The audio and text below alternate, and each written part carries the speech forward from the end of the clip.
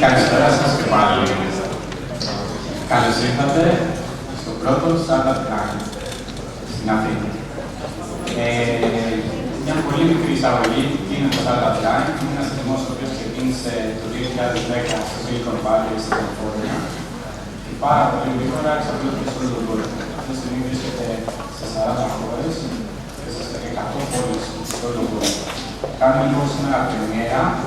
Καλημέρα το Tyler Garoni, το Viva Payments και Airlines. Πρέπει τη στιγμή να την έχουμε μαζί μας, παρόλο που είναι λίγο λαγωμένος, με ένα πόδι λίγο λόγο. Αλλά τον ευχαριστούμε πάρα πολύ που έκανε στην περπροπάθεια και είναι σήμερα μαζί μας. Να μιλήσει για τα δικά του προσωπικά βιώματα όσον αφορά την επιχειρηματικότητα.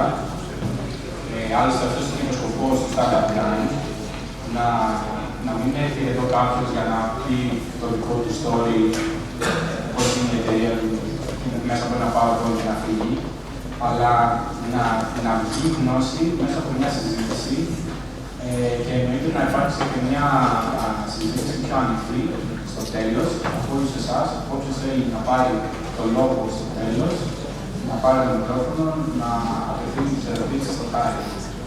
Από ό,τι μου είπε είναι ανοιχτός σε όλες τις ερωτήσεις, οπότε μην μασάτε, παράτε. Δύο λεπτά για να πω και μια ευχαριστία στο Πάνελ Διότι στη 12 PM για την δική χορηγία για το catering. Έχουμε σήμερα pizzas και clubs, έτσι για να τις χορηγήσουμε. Ένα ευχαριστώ στη Red που μας προσέφερε τα μαγαζινικά μας. Και φυσικά ένα μεγάλο ευχαριστώ στο Σέκερ, ο οποίος μας φιλοξενεί σήμερα εδώ στο Innovator, στο χώρο καινοτομίας.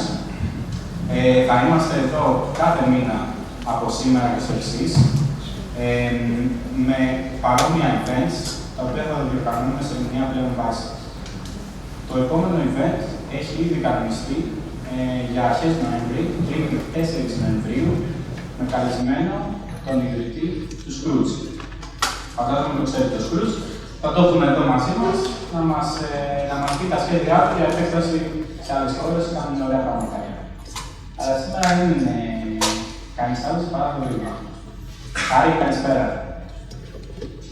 Καταρχήν, εγώ σας ευχαριστώ πάρα πολύ. Γιατί η αλήθεια είναι ότι είμαι εντυπωσιασμένος. Δηλαδή, βλέπω πολύ όμορφες φάτσες, πολύ νεανικές φάτσες και πραγματικά χαίρομαι πάρα πολύ. Μακάρι να μπορώ να απαντήσω σε οποιαδήποτε ερώτηση χρειαστεί και αυτή όποια από τις απαντήσεις να είναι χρήσιμες σε αυτό που κάνετε εσείς. Επομένως, μπορώ να ρωτήσω ό,τι θέλετε. Δεν έχω κάποιο πρόβλημα. Πάρα πολύ ανοιχτά και πάρα πολύ ωραία. Για να πούμε λίγο στο κλίμα, να πω ότι είμαι ο Διευθύνης Σύμβουλος της Ουνίου της Πανεπιστημιακής Κατάστασης της Αθήνας. Είμαι ένας από τους επενδυτές σε ένα από τα φάμπ που ξέρετε στο Odyssey και ταυτόχρονα είμαι και αντιπρόεδρος στο Σύνδεσμο Εταιρείων Κινητών από τον Ελλάδα. Και είμαι Χάρης, δεν είμαι καλά. Δεν είμαι καλά γιατί επιχειρώ αυτή τη χώρα. Και ταυτόχρονα βρίσκομαι σε αυτό το περιβάλλον που βρίσκεστε και εσείς και έχω αντιμετωπίσει αρκετές φορές τα προβλήματα που βλέπετε και εσείς καθημερινά.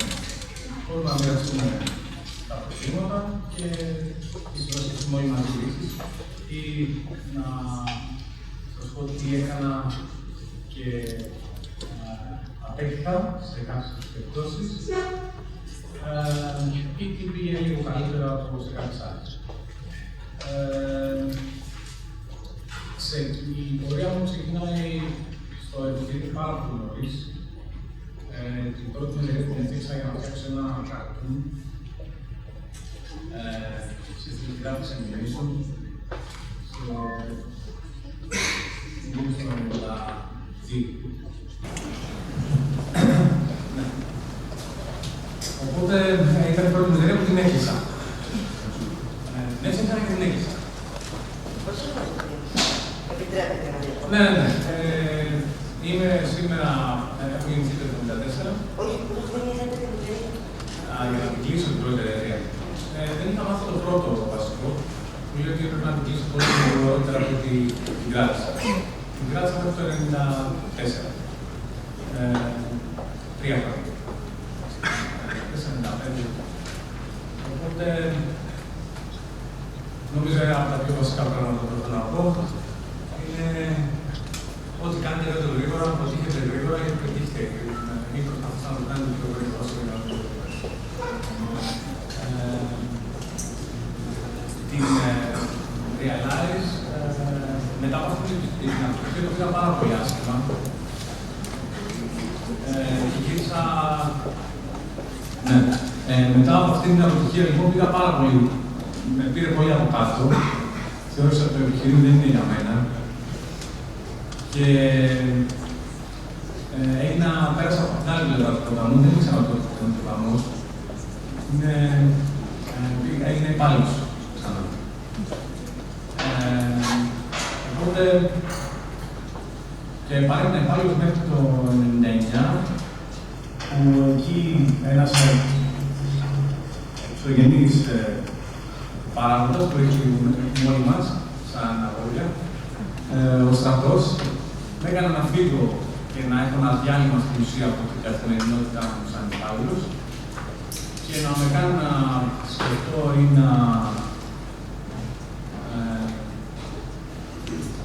να θελήσω να δείξω στον εαυτό μου ότι μπορώ να το καταφέρω και τελικά να ξανασκεφτώ όλο αυτό το πράγμα και να ξαναπροσπαθήσω να επιχειρήσω. Και έτσι έφτιαξα τη Realize στα τέλη του 9. Τον Νοέμβριο του 9. Του 99. Κάποιος από εσάς πρέπει να εξεγερθεί. Την εταιρεία την έφτιαξα από άλλους 3 συνεταιρίες τότε. Αλλά ήταν επίσης μια αποτυχία μου. Δεν ήταν κατάλληλη συνέντευξη. Ήταν πάρα πολύ καλά παιδιά, φίλοι μου, γνωστοί μου, οτιδήποτε, με εμπειρία, με δυνατότητες ο καθένας, αλλά δεν είχαμε τελικά τους ίδιους στόχους. Με αποτέλεσμα την εταιρεία να βρεθεί πολύ πριν ακόμα βγάλει τη φιλία στην εφορία που το καλοκαίρι του Ιούνιου 2000, να είμαστε 2 και όχι 4. Και πριν κλείσει 1,5 χρόνο η εταιρεία, δηλαδή την πρώτη φορολογική της χρήση με βάση το ελληνικό φορολογικό σύστημα, να την έχω 100%.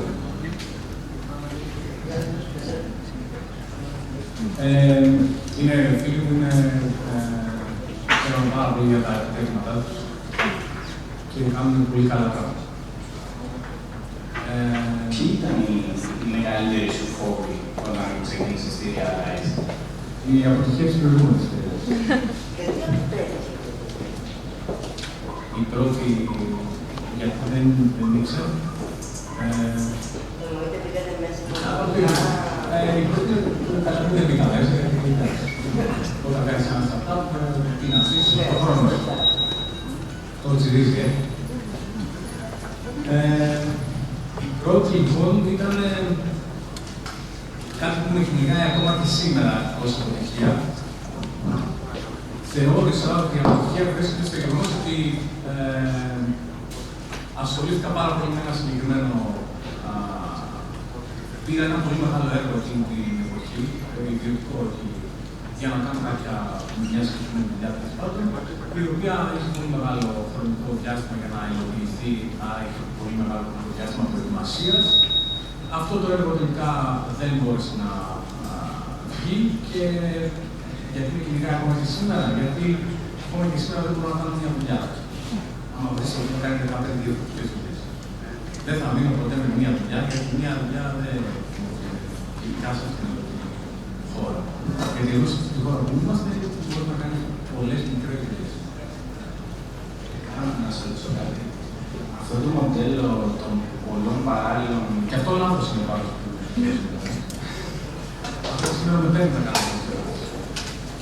Αυτά τα πολλά παράλληλα λοιπόν πράγματα τα οποία έχει μια εγχείρηση ένας επιχειρηματίας, τον βοηθάνε έτσι ώστε να κάνει spread το ρίσκο του, ή είναι γιατί έχει πολλά πράγματα στο μυαλό του και θέλει να δει όλες τις ιδέες του να υλοποιούνται?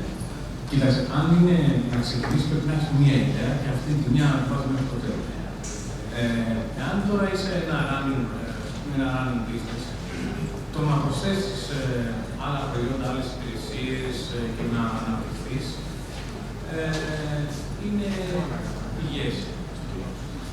Στον βαθμό που αυτό δεν σε περιορίζει σαν ανάπτυξη της συγκεκριμένης υπηρεσίας που είναι των υπόλοιπων υπηρεσιών που αναπτύσσεις. Αλλά όταν ξεκινάς με ένα startup, πρέπει να κάνεις ένα πράγμα και αυτό. Πάμε. Αλλά και πάλι κανόνες στο επιχειρήν και να τους κάνουμε τώρα τους κανόνες μαζί, όλοι μαζί να ψηφίσουμε. Η εφαρμογή της είναι άλλο πράγμα. Και κάθε ένας επιχειρηματίας έχει εντελώς διαφορετική προσέγγιση στο πώς κάνει την κοινή πορεία.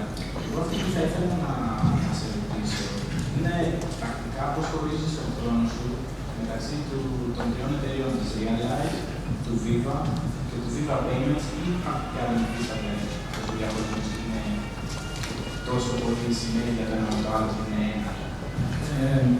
Καταρχήν, στο σημείο που βρισκόμαστε εμείς αυτή τη στιγμή, ο Όμιλος έχει 130 άτομα. Μια μικρομεσαία επιχείρηση είμαστε, αλλά είναι σε αυτό το μέγεθος που έχει δομές. Άρα οι δομές σου επιτρέπουν να διαχωρίζεις υπηρεσίες, προϊόντα, unit και να μπορεί να έχεις μια οργάνωση η οποία να σου επιτρέπει να διαχειριστείς. Εγώ, στους καλούς, σήμερα είμαι εδώ. Οπότε, αυτό σημαίνει συνήθως 24 ώρες το τετράδο να δω τι νούμερα κάνουμε. Αν 24 ώρες το τετράδο. Αλλά οι δομές επιτρέπουν να μπορείς να αναπτυχθείς και να αναπτύξεις διαφορετικές υπηρεσίες. Άρα, πλέον είμαι με άλλους 4 συνεταιρούς μου. Ο κάθε ένας από αυτούς έχει με τους οποίους είμαστε πάρα πολλά χρόνια, με τους οποίους είχαμε ξεκινήσει κιόλας μαζί φτιάχνοντας το group Netra, τους πρώτους ISP στο ίντερνετ, είχαμε σε εποχή του 1995. Και τα παιδιά έχουν καθένας από ένα κομμάτι και έχει ένα δικό του unit και αντίστοιχα υπάρχουν ένα σύνολο δομές οι οποίες επιτρέπουν να μπορείς να διαχειρίσεις την εταιρεία. Ένας άνθρωπος δεν μπορεί να αναφέρει περισσότερο από 7 ανθρώπους. Άρα, επομένως δεν υπάρχει περίπτωση να γράψει κάτι σε κάθε ανθρώπους, να ξέρεις τι κάνει ο καθένας, ξέρουμε αυτό που είναι από κάτω, το άλλο από κάτω και ούτω καθεξής. Μίλησες επίσης και για το γεγονός ότι κοιτάς τα φυσικά 24 ώρες 24 και μου πει στο μυαλό μια ερώτηση. Πώς καταφέρνεις να διατηρήσεις αυτό το λεγόμενο work-life balance, ειδικώντας ουσιαστικά 3 εταιρείες? Πώς θα καταφέρνεις? Όποιος θα πει ότι νομίζω ότι η καλύτερη εργάτη την έχει πει κάποιος άλλος, θα το χρησιμοποιήσω. Είναι ένας θείος μου, ο οποίος είχε πει όταν είχα παρουσιάσει και έχω φτιάξει την εταιρεία. Σε ένα τραπέζι οικογενειακό, αυτό είναι εταιρεία, δεν εννοώ. Δεν υπάρχει ακόμα εταιρεία. Και λέει, αφού λοιπόν δεν απαντάει στο πρώτο, δεν απαντάει στο δεύτερο, δεν απαντάει στο τρίτο, ξέρεις που πέφτει στην κουβέντα, ας πούμε, θέλω εγώ να πω ότι το κάνω. Λέει κάποια στιγμή η εταιρεία θα έχεις, αν κρατήσεις 3 χρόνια και αντέχεις να σε κονέκτω στο μάχη σου. Αυτό νομίζω ότι είναι όντως ένα milestone. Και τώρα σε σχέση με την ερώτηση αν υπάρχει προσωπικός χρόνος και ποιο είναι το... όχι, δεν υπάρχει προσωπικός χρόνος. Προσπαθείς να κάνεις πράγματα που σου αρέσουν. Αλλά ο διαχωρισμός είναι πάρα πολύ. Και νομίζω ότι όποιος έχει στο μυαλό του ότι θα κάνω μια δουλειά και ταυτόχρονα θα κάνω και μια δεύτερη, θα είναι κάπου αλλού και θα είμαι δηλαδή 100% προσμένος σε αυτό, δεν νομίζω ότι είναι μια πολυτέλεια που δεν νομίζω ότι είναι κάτι. Εγώ τουλάχιστον δεν λάβω.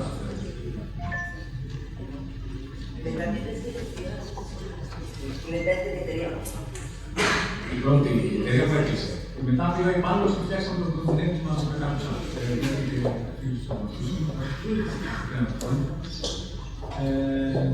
Ναι, μετά φτιάξαμε έναν ISP στο ίντερνετ. Πολύ... πώς το φτιάξαμε, ήταν έτσι εκείνη την περίοδο που μιλάμε για μια περίοδο που δεν ήξερε κανείς, ούτε εμείς ξέραμε, αλλά σε φάρα, ξέρεις. Τσατάραμε, οι ομαδοποιητές από όλα αυτά τα κομμάτια. Οπότε η ενασχόληση με κάποιον που ήξερε λίγο από το ίντερνετ ήταν, ξέρεις, αυτό που τον δείχνει. Εγώ εκείνη την περίοδο δεν έλεγα τόσο χρόνο το ίντερνετ, δεν θυμόμουν. Γιατί ήταν δουλειά για geeks. Εγώ όταν με ρώταγε κάποιος τι δουλειά κάνεις, εκείνη την περίοδο, έλεγα κάνω εκπομπές στο ραδιόφωνο. Γιατί έκανα τις εκπομπές στο ραδιόφωνο. Οπότε κάποιος έρωταγε τι δουλειά κάνεις, Χάρη. Έλεγα ναι, είμαι παραγωγός στο ραδιόφωνο, του πληρώνω το Groovy και αυτό. Δεν πήγαινα να πω, ξέρεις, ασχολούμαι ότι δεν μου υπήρχε. Γιατί ήταν. Δεν έβγαζε κόμπρες αυτό.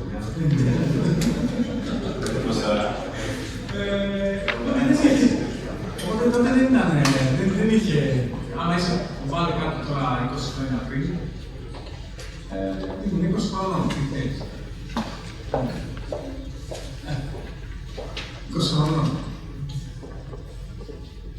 Τώρα, και εκεί στην περίοδο να πεις ότι, ξέρεις, είναι ένα εντελώς διαφορετικό περιβάλλον.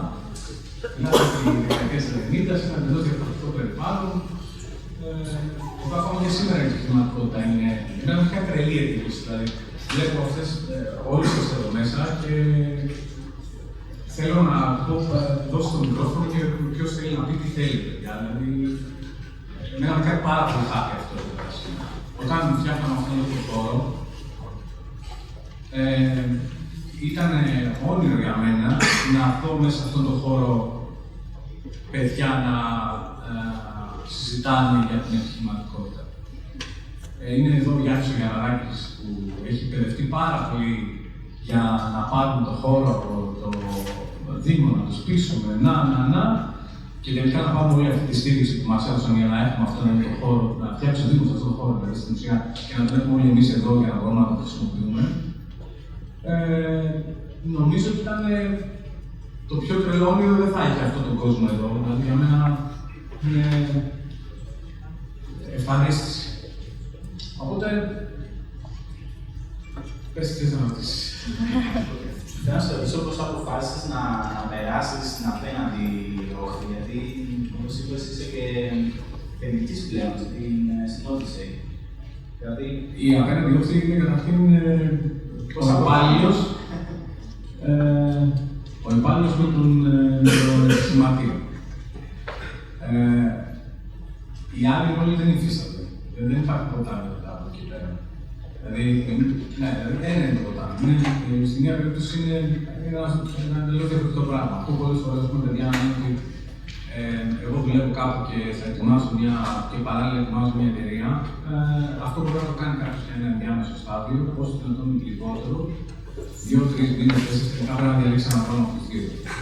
Δεν υπάρχει είμαι υπάλληλος και δεν κάνεις τίποτα καλά με την ώρα μας. Γιατί θέλεις τα side projects. Όχι. Θέλεις να δοθείς full 100% σε αυτό που κάνεις και όχι... Πήγαινε σε έναν επενδυτή και πες του εγώ είμαι υπάλληλος κάπου και θα κάνω ένα startup από δίπλα και κάνω ένα side project και περιμένουμε να δούμε. Αυτό το πρώτο πράγμα που καταλαβαίνει ένας επενδυτής εκείνη τη στιγμή είναι ότι δεν το πιστεύεις εσύ ο ίδιος. Αν δεν έχεις βάλει το κεφάλι στο κάτω, άρα δεν το πιστεύεις. Είναι σαν να έχεις φτιάξει ένα όπλο και να λες πώς θα το δοκιμάσουμε πάνω σου. Έχει. Τι του λέει δηλαδή το επενδυτή. Δεν το πιστεύω το εγώ ίδιος, θέλω να έχω την καβάτσα μου. Αλλά επειδή θέλω να έχω την καβάτσα μου, έλα να πάω τα λεφτά τα δικά σου και να μπω από τη μία καβάτσα να πάω στην άλλη. Είναι σαν να έχεις μία κοπέλα και να περιμένεις να τη χωρίσεις αφού βρεις την επόμενη.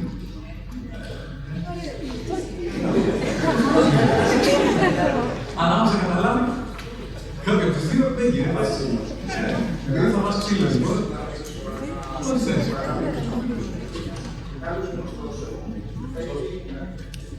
Καλησπέρα σας. Γεια σας, Σαμαράς. Κάποιος γνωστός σας έχει ένα ακίνητο γωνία πλατές συντάγματος του Μαρινού. Έχει όλους. Το ποσό παράδειγμα. Λοιπόν, είτε στο Μεσόγειο, είτε στο πρώτο, δεύτερο, τρίτο, τετάρτο όροφο. Εντάξει, συγκεκριμένα εκεί στο λίγο. Άρα, πάνω, πες τα McDonald's, στο πρώτο όροφο. Λοιπόν, και σου λέει ότι χάρη το έχω αυτό ξενίκιαστο. Μπακλαβά γωνία νούμερο 1. Θέλεις να γίνει τη συνέτερη. Του λες εσύ πώς. Θα σου δώσω το χώρο και δεν θα πληρώσεις ενίκιο. Και θα μου δώσεις ποσοστό από την επιχείρησή σου. Και μπορεί να κάνεις αυτόν συνεταιρό σου. Αυτό το case το έχω μια ομάδα στο ΕΚ που είμαι μέντορας. Οι λέξεις ξέρεις μέντορας θα είναι λίγο... βοηθάμε κατά τη διάθεση. Πάμε νομίζω στο πρόγραμμα αυτό. Είχα ένα τεράστιο θέμα με ένα τέτοιο πράγμα. Δηλαδή, μου δίνουν μια ομάδα, διαλέγω ξέρεις κάποιες ομάδες, αυτούς τους τίτλους, μου κάνουν τα αυτοί. Στο πρώτο του λοιπόν έρχεται, δεν ξέρω αν είναι και εδώ, είναι εδώ. Πάρε και σου πει ότι θα. Ήταν λοιπόν, έρχεται λοιπόν ένα παιδί και μου λέει ξέρεις είμαι εδώ, έχω πρώτο ραντεβού με την ομάδα. Διαπιστώνω λοιπόν από τη συζήτηση, ξέρω η ομάδα που είναι, για τότε, Πετέρα, μόνος δεν μου πάει, δεν συνηθίζει. Και τελικά τα παιδιά δεν υπάρχουν, δηλαδή τα παιδιά είναι όντως συμμετοχή, αλλά επειδή ο καθένας έχει δώσει από κάτω, δηλαδή ένα ακίνητο. Λες εσύ ας πούμε ότι προσφέρει κάτι σε ίδιο. Το να ξεκινήσει ένα startup και αυτό το startup να έχει ήδη σπάσει τις μετοχές του σε κάποιους που είναι είτε οι πελάτες είτε ένας από τους suppliers, είναι το μεγαλύτερο λάθος. Η ομάδα πρέπει να είναι σπασμένη και τα ποσοστά αντίστοιχα με αυτή τη δυναμική που θα παράγουν έργο και δουλειά. Δηλαδή θα έχουν να πούνε ότι θέλουμε να βγάλουμε μια υπηρεσία χ και έχει σχέση να κάνει με τεχνολογία. Δύο από εμάς είμαστε developers, ένας είναι business και πάμε. Και να μην μπορούμε να θέλεις να το πάρεις. Ναι, δηλαδή να είναι hands-on. Στην πρώτη μου εταιρεία, το λάθος αυτό που περιγράφεις, το έκανα ακριβώς όπως το περιγράφεις. Οι δύο από τους 4 που ήμασταν στην πρώτη εταιρεία που κάνουμε το 4 διαλάχη, δηλαδή στην ουσία. Οι δύο, όταν το δεύτερο ήμουν ακόμα στο στρατό. Ήμουν φαντάρος. Είχαμε όλους το τεστ στην Αθήνα με ειδικότητα διάσπαση συστημάτων ασφαλείας και elektrονικής hacker. Πολύ γραμμουράκι. Ναι, βέβαια που φέρει εδώ για να κάνω αυτή τη δουλειά, να φτιάξει το τόπο του στρατού, εκείνη την περίοδο. Όταν λοιπόν, επειδή το πρωί πήγαινα, το μεσημέρι έφυγα, και το καιρό μέχρι να μου φέρουν firewalls, routers, πράγματα, να πάντα στήσω, δεν επιχειρήσει μέχρι να την προμήθεις, ήταν 3 μήνες του καπώνια, δηλαδή δεν ήταν να κάνει. Τρελνόμουν δηλαδή. Είχα μια σύνδεση στο ίντερνετ, ας πούμε, με χαρά, τα κοινωνία δηλαδή, αλλά τι άλλο να κάνει. Εκεί λοιπόν την περίοδο βγήκα προς τα έξω και δεν είχα κάποιος φίλος μου, είχαν μια άλλη εταιρεία, που έφτιαχνα ένα δίκτυο.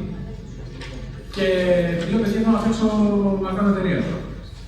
Παίρνω και μια συνεργάτη. Οπότε λέω, ένα αυτομάτως που πέρα. Και κάνω αυτό ακριβώς το λάθος. Τα παιδιά είχαν Salesforce, δηλαδή είχαν την access σε πελάτες που τους έφτιαχναν αντίθετα, οπότε θα μπορούσαν να φτιάξουν το site. Και είχαν μπει σε ένα χώρο και μου πάνε να πάω το παταράκι. Δεν υπήρχε το παταράκι. Μετά όμως βλέπετε. Ναι. Γιατί δεν μπορούσα να. Δεν προλάβαμε καν να κάνουμε δουλειές στην εφορία. Γιατί στην ουσία ο δούλευες έγινε ζητημένος. Αυτό να σε μια ομάδα, σχέτως των ποσοστών, τα ποσοστά δεν είναι προτεμένοι να καταλάβει ο καθένας ότι αυτά τα ποσοστά που έχει και η προσφορά του και η συμμετοχή του είναι αντίστοιχη με αυτή που είναι η αξία του. Και να νιώθει OK. Αυτή υπάρχει μια ισορροπία δηλαδή σε μια ομάδα. Και η ισορροπία δεν έρχεται επειδή κάποιος προσφέρει σε είδος. Τώρα, αν αυτό που προσφέρει σε είδος τελικά δεν είναι σε είδος, αλλά είναι ένας επενδυτής, είναι ένα άλλο πράγμα. Και εκεί πρέπει να βρει μια άλλη ισορροπία με την βάση αυτό που θεωρείς επενδυτή. Μια αυτές για ισορροπίες, είσαι αντιπρόεδρος στο Σύνδεσμο Εταιρειών Κινητής Κινητών Εφαρμογών Ελλάδας. Είμαι πολύ περίεργος να μάθω, επειδή ξέρω ότι ο στόχος του είναι να καλλιεργεί το πνεύμα συνεργασίας μεταξύ των μελών. Πώς το πετυχαίνετε αυτό πρακτικά σε ένα τόσο ανταγωνιστικό περιβάλλον?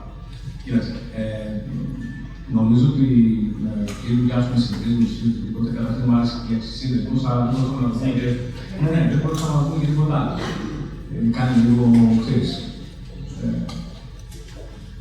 Όμως τώρα όλα καλά να κάνει.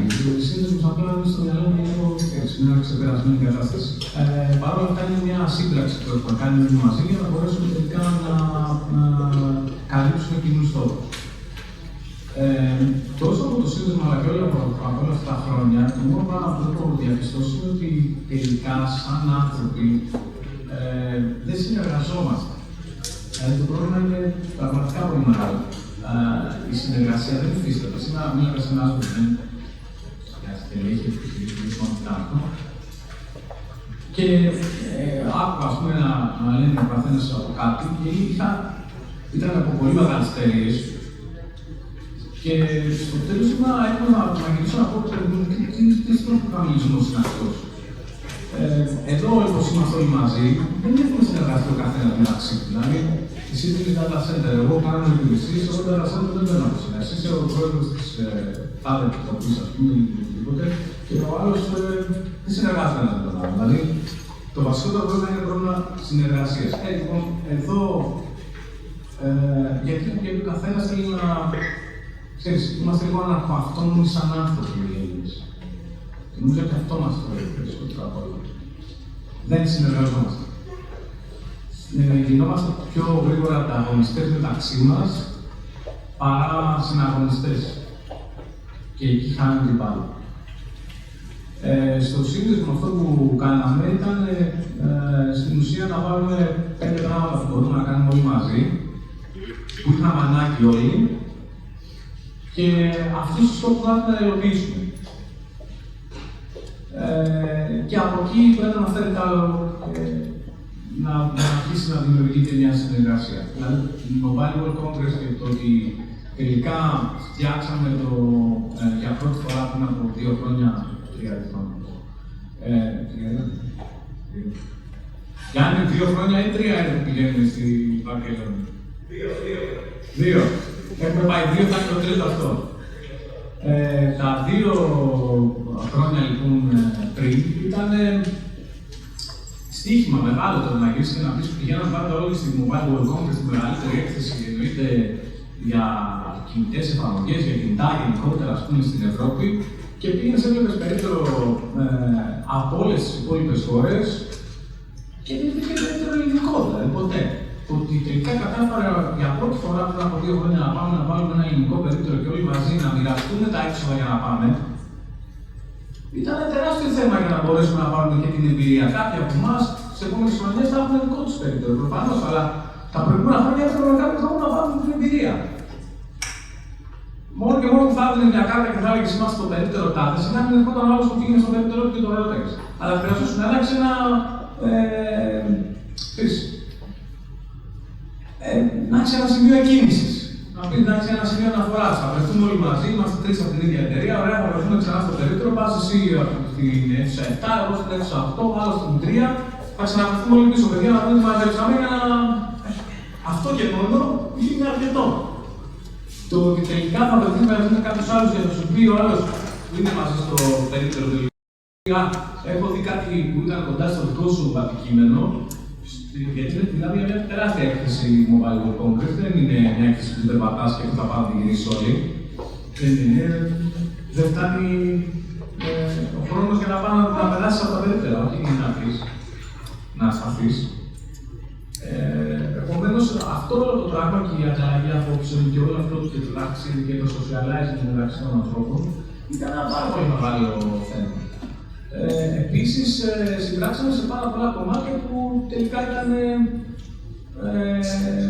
πάρα πολύ σημαντικά. Δηλαδή, παλέψαμε πάρα πολύ για την άειλη φοροσήμανση, για να φύγει τα μηχανάκια φοροσήμανσης ώστε να μπορούμε να βάλουμε υπηρεσίες. Μιλάμε όλοι για εφαρμογές σε κινητά και ταυτόχρονα τελικά καταλήγουμε κάπου σε ένα μηχανισμό ταμιακής μηχανής για να βγάλουμε μια μαλακία. Αυτό το έχουμε πολεμήσει πάρα πολύ. Όσο μπορούσαμε. Τελικά, από το πρώτο του 2014 έχει απαλληφθεί από πάρα πολλές υπηρεσίες και από το πρώτο του 2015 δεν θα υπάρχει καν. Άρα λοιπόν πήγαμε πάρα πολύ σε θέματα τα οποία θα βοηθούσαν όλους μαζί, δεν έχουμε πάει στο επόμενο βήμα για μένα. Δεν καταφέραμε να δημιουργήσουμε κάτι που ήταν ένας από τους αρχικούς μας στόχους, το οποίο πιστεύω ότι το 2015 θα είναι η χρονιά που θα τα καταφέρουμε, να δημιουργήσουμε ένα κλάστερ, πραγματικό κλάστερ. Και δεν μιλάω για επιδοκίμενα κλάστερ ή οτιδήποτε άλλο, μιλάω για κλάστερ συνεργασίας. Το κλάστερ που έχουμε προσπαθήσει να δημιουργήσουμε ακόμα δεν έχει. Προφανώς, ενέργειες όπως αυτή εδώ, το εμβάθυνση, να φτιαχτεί ένας χώρος, το να μπορούμε να έχουμε demonstration area, το να μπορούμε να μαζευόμαστε κάπου. Γίνονται πάρα πολλά πράγματα με βάση τη συνεργασία αυτή. Αλλά νομίζω ότι έχουμε ακόμα πάρα πολύ μεγάλο δρόμο και ο δρόμος που βρίσκεται πίσω από την υλοποίηση ενός πραγματικού κλάστερ, το οποίο είναι, αν θέλετε, και το πιο σημαντικό από εδώ. Εδώ θα ξενυχτήσουμε, φανταστείτε, εγώ μιλάω ώρες. Ωραία. Θα σε πάω τώρα λίγο παρακάτω, Πίτερ, αλλά θα επιστρέψουμε στο θέμα της συνεργασίας, στο τελευταίο μέρος για τις startups που συνεργάζονται. Αλλά θέλω να δούμε λίγο περισσότερο, είναι στο επόμενο μέρος της συζήτησης μας, πιο πολύ για το κόστος του business. Αρχικά θέλω να μου περιγράψεις πόσο δύσκολο ήταν να παλέψουμε την ελληνική γραφειοκρατία να πάρει την έκθεση από την Τράπεζα της Ελλάδας για το Viva Payments. Δηλαδή, τα βήματα και τι προβλήματα αντιμετώπισες και πώς τα ξεπέρασες. Λοιπόν, εμείς έχουμε μια εταιρεία σαν Realize πάρα πολύ μεγάλη σε κάποιες τραπεζικές εφαρμογές.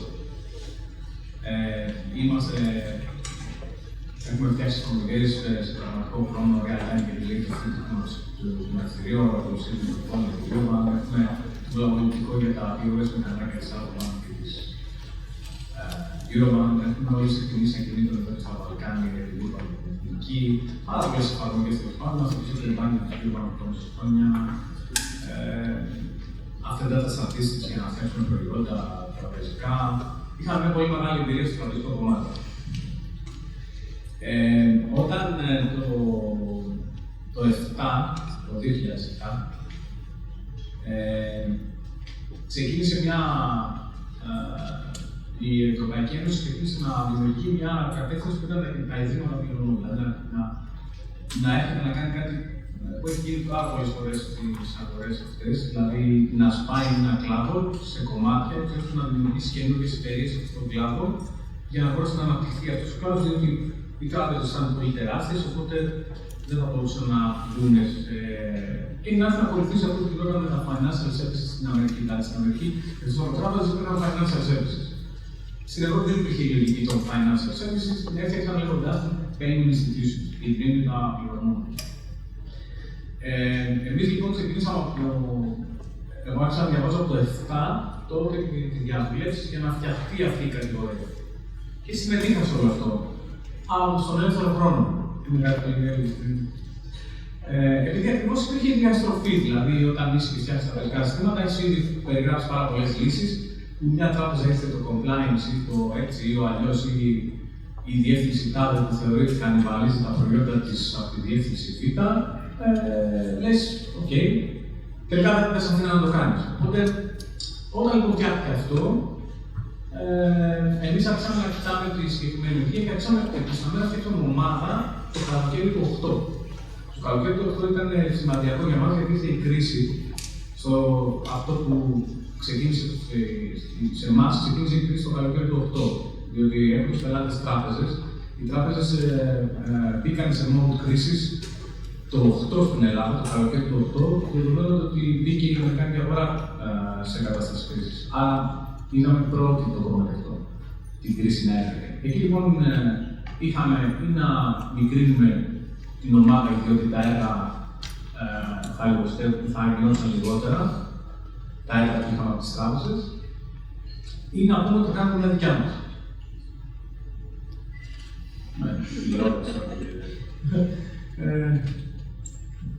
Αυτό είναι και το ωραίο στην καινοτομία, έτσι. Όταν βλέπεις ότι κάτι δεν υπάρχει, πας και το φτιάχνεις. Ναι, τέλος πάντων κάπως μας βγήκε εκεί και φτιάξαμε μια ομάδα.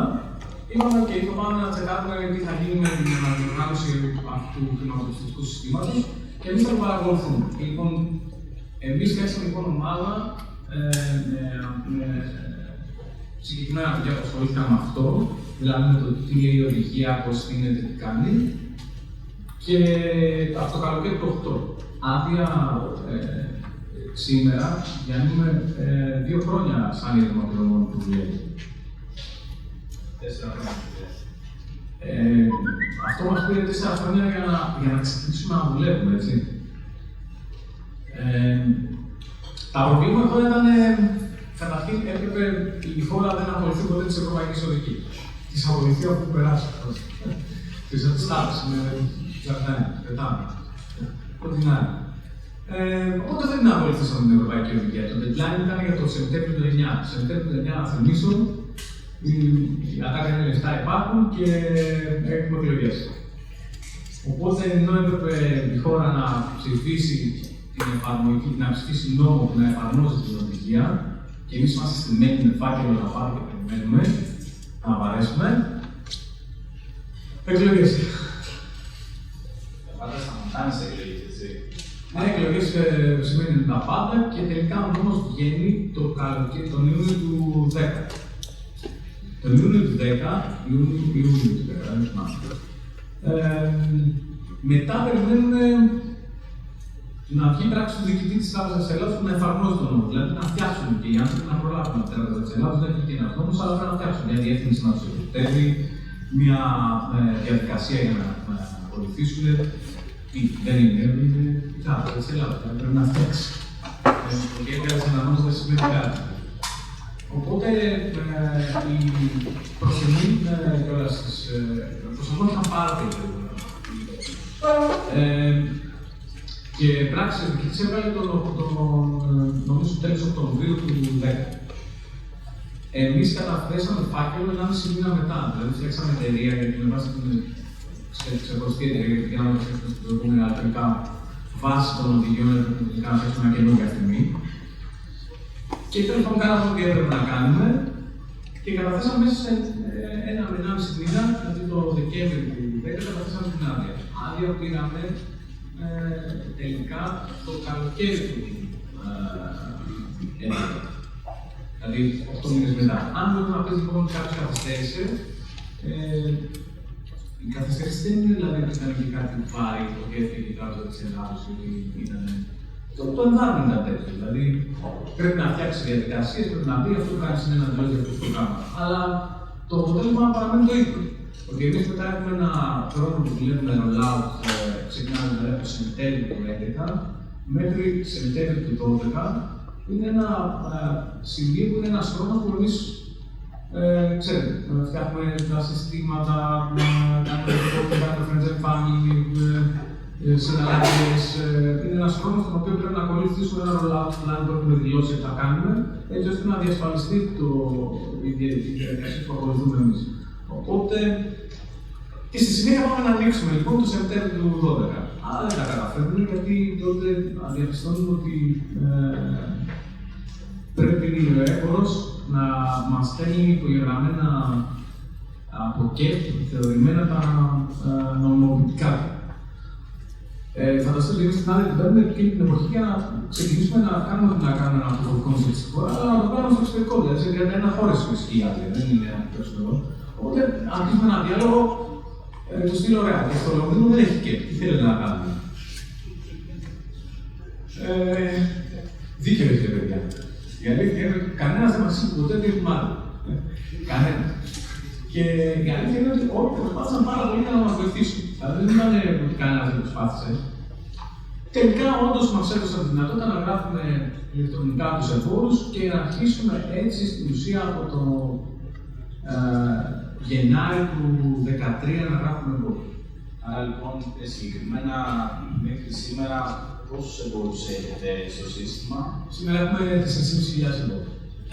Και από άποψη συναλλαγών, όγκο και αξία, έτσι για να δούμε τάξη. Δεν είμαστε με κάτι το εντυπωσιακό. Η εταιρεία μετά έχει μεταφέρει με 120 εκατομμύρια ευρώ. Περισσότερο από ένα 500 συναλλαγές, ένα 1.500.000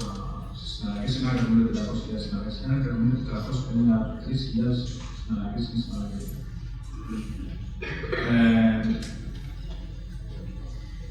Και αυτές είναι προφανώς, καταλαβαίνουμε όλοι ότι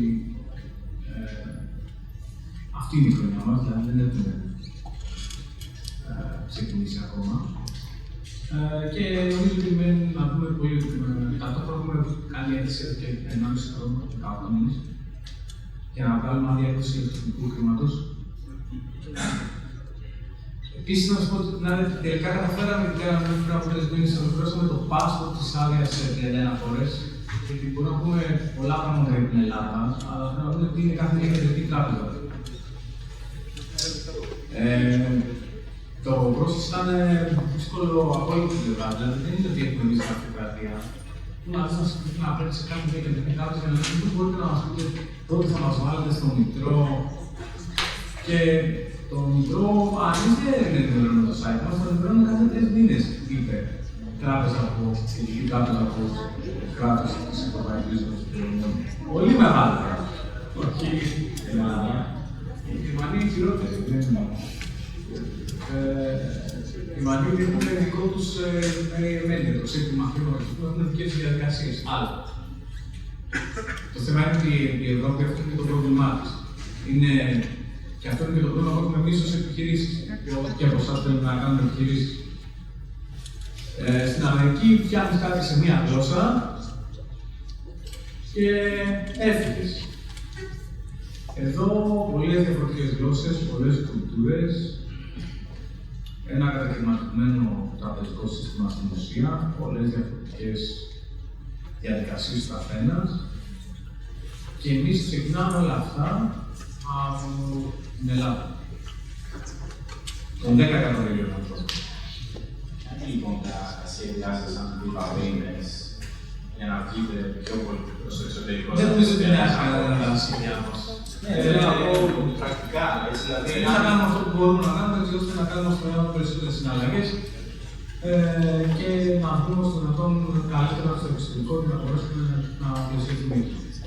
Πώς θα το κάνεις, δηλαδή, στέλνεις ένα άτομο μια χαρακτήρα και του λες πήγαινε εκεί και προσπάθησε να κάνεις κάτι. Δηλαδή, πραγματικά, αν υπάρχει ένα. Επειδή το δικό μας κομμάτι είναι πάρα πολύ δύσκολο, να πω ότι έχει πάρα πολύ αναπιστωτό και στην πλαίσια. Νομίζω ότι θα πέφτουμε σε πάρα πολλές λεπτομέρειες και διαδικασίες για τα παιδιά. Δεν θα έχει νόημα. Γιατί είναι πάρα πολύ εξειδικευμένο το αντικείμενο και να σταθούμε λοιπόν λίγο πιο σε γενικό επίπεδο, γιατί το δικό μας τώρα είναι εξαίρεση. Πέστε μου.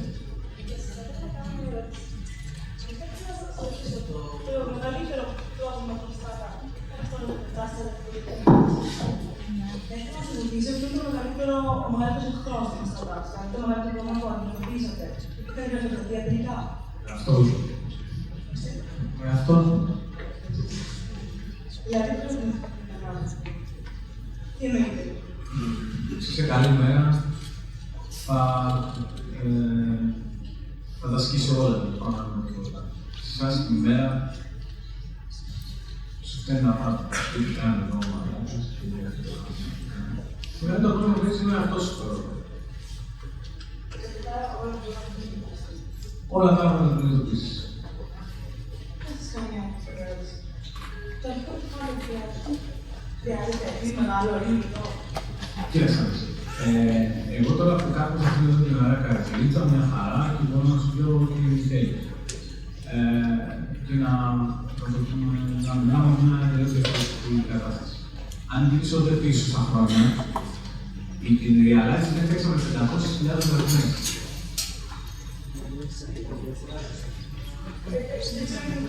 Η εποχή 500.000 δραχμές θα σου πω ότι ήταν ένας μισθός, ο μηνιαίος μισθός του brand manager της Nestlé στο Nescafé εκείνη της περίοδου ήταν 500.000 δραχμές. Ήταν 350.000. Ο μηνιαίος. Τώρα έχω πει καιρός και το μισθό να σου φύγει, δηλαδή είναι σε άρα, σημερινά χρήματα, επειδή η διαφορά δεν είναι να πεις ότι είναι 1.300 ευρώ, γιατί τα έχει πει να μεταφέρεις με τα 300 ευρώ, ήταν η ισοτιμία 3.600 κάτι τέτοιο. Δεν είναι να πεις κάτι τέτοιο, ας πούμε, ότι είναι 1.500 Μας το βάζαμε στις 3.000 ευρώ. 2.500 με 3.000 ευρώ. Ναι, έτσι ήταν εκείνη την περίοδο. Σήμερα δεν έχουμε την αίσθηση για να στο μεταφέρω. Έχω μια άλλη όμως αίσθηση να σου πω. Να σου μεταφέρω ένα άλλο νούμερο. Εγώ προσωπικά θεωρώ ότι ένα οτιδήποτε καταρχήν δεν μπορώ να μιλήσω καλά για τα startups σε όλα τα market segment ή οτιδήποτε. Εγώ ξέρω μόνο από ICT, δεν ξέρω τίποτα άλλο. Αν μου πεις ότι θέλω να φτιάξεις αλληλικάρια, δεν ξέρω. Αν μου πεις ότι θα κάτσουμε να συζητήσουμε, αλλά ό,τι θέλεις να συζητήσουμε, αλλά εγώ δεν έχω εμπειρία, δεν ξέρω. Στο ICT όμως μπορώ να σου πω ό,τι θέλεις. Και αυτό ελέγχεται ό,τι ξέρω, έτσι, δηλαδή κάθε φορά τα πράγματα μας ξεπερνάνε. Να σου πω τη δική γωνία, αλλά αυτά. Στην προηγούμενη λοιπόν περίπτωση, εγώ θεωρώ ότι ένα business, ένα online business, με λιγότερο, ένα startup, ξέρεις, με τη λογική του multi-merchant service provider, δηλαδή κάποιος που παίζει τον ενδιάμεσο των καταναλωτών και πολλών εμπόρων μιας κατηγορίας,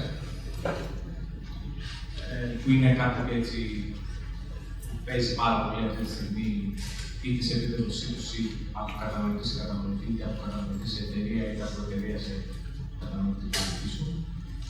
Αυτό το τρίγωνο των υπηρεσιών. Μπορούμε να το συζητήσουμε συνέχεια, γιατί νομίζω ότι θα βοηθήσει πολύ να το κάνει ένα startup. Με λιγότερα από μισό εκατομμύριο ευρώ δεν βγαίνει ένα service. Τι είναι αυτό που κάνει τα λεφτά αυτά να είναι πολλά ή να είναι λιγότερα, η ομάδα και το πόσο πολύ δουλειά θα είναι προσωπικός τους χρόνος που θα έχουν μετά. Άρα λοιπόν ο προσωπικός χρόνος, όσο θα έχεις βάλει το προσωπικό σου χρόνο, αυτό θα μπορείς, δηλαδή αν δεν θα φτιάξεις μια καλή ομάδα, θα φτιάχνουμε ένα ελευθερικό σέρβις, και είμαστε δύο developers ή τρεις, είμαστε μέσα και ξενυχτάμε και φτιάχνουμε κάτι καλά, ή δεν θα το γράψουμε 3 ή 4 φορές το ίδιο πράγμα γιατί ποτέ δεν βγαίνει κάτι με πρώτη. Αλλά θα το φέρουμε στα ίσια, λίγο πιο γρήγορα, λίγο πιο οργανωμένα, και έχουμε και ένα business και έχουμε και ένα τύπο που κάτι άλλο λέει και αρχίζουμε να μοιραζόμαστε το όνειρο με άλλους, τόσο πιο χαμηλότερο θα είναι αυτό το ποσό. Και μιλάω για να είναι το minimum ποσό αυτό. Για μένα, το minimum ποσό που χρειάζεται ένα startup είναι αυτά τα λεφτά. Από τη στιγμή που έχει ένα proof of concept και που θα μπει κάποιος επενδυτής να επενδύσει. Θα πρέπει να ξέρει ότι ναι, δεν θα του τα δώσω το σταγονόμετρο, λίγα-λίγα, αλλά αυτός ο ίδιος ξέρει από την αρχή ότι άμα δεν βγάλω μισό εκατομμύριο δεν υπάρχει περίπτωση.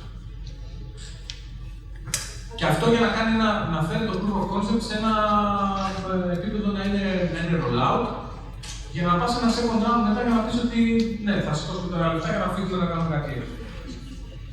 Αλλά το πιο σημαντικό σε όλο αυτό το κομμάτι είναι η ομάδα λοιπόν. Για το πόσο θα κοστίσει ένα startup. Και ξανά και το αντικείμενο και το.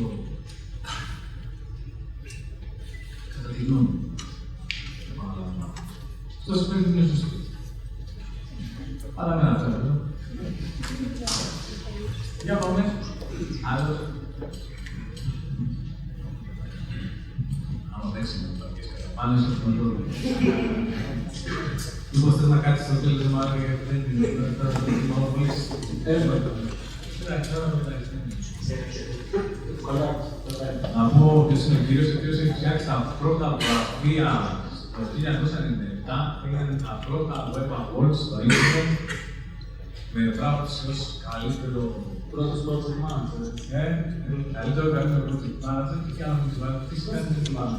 Κάτι μου έχει δώσει πάλι. Μπροστά σε αυτό το μετά. Για το βραβείο. Δεν πληρώνω να δω τα βραβεία. Είχε κάνει τα web awards, το οποίο σε βάλει, έχει λέξει με πάρα πολλά. Έχει μια πολύ μεγάλη εταιρεία. Να σε ρωτήσω. Να μου λέει πλέον και στον κόσμο ότι γιατί αισθάνομαι ότι μιλάμε με έναν άνθρωπο που είναι από τους πρώτους ανθρώπους στο ίντερνετ στην έκφραση του χώρα.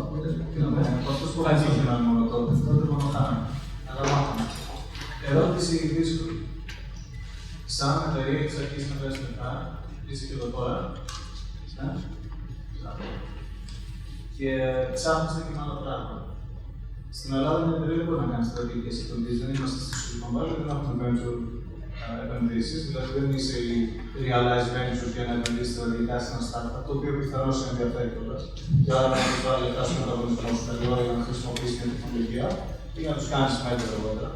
Άρα η ερώτηση είναι, τι θα μπορούσαμε να κάνουμε για να αλλάξει αυτό, προκειμένου να τελειώσουμε κερδοφόρες και γουστάρουμε με την κοινωνία και την κοινωνία, να μπορούμε να επενδύσουμε σαν τις εταιρείες, ακόμα και δρομιστικές τους. Κοίταξε να δεις. Καταρχήν,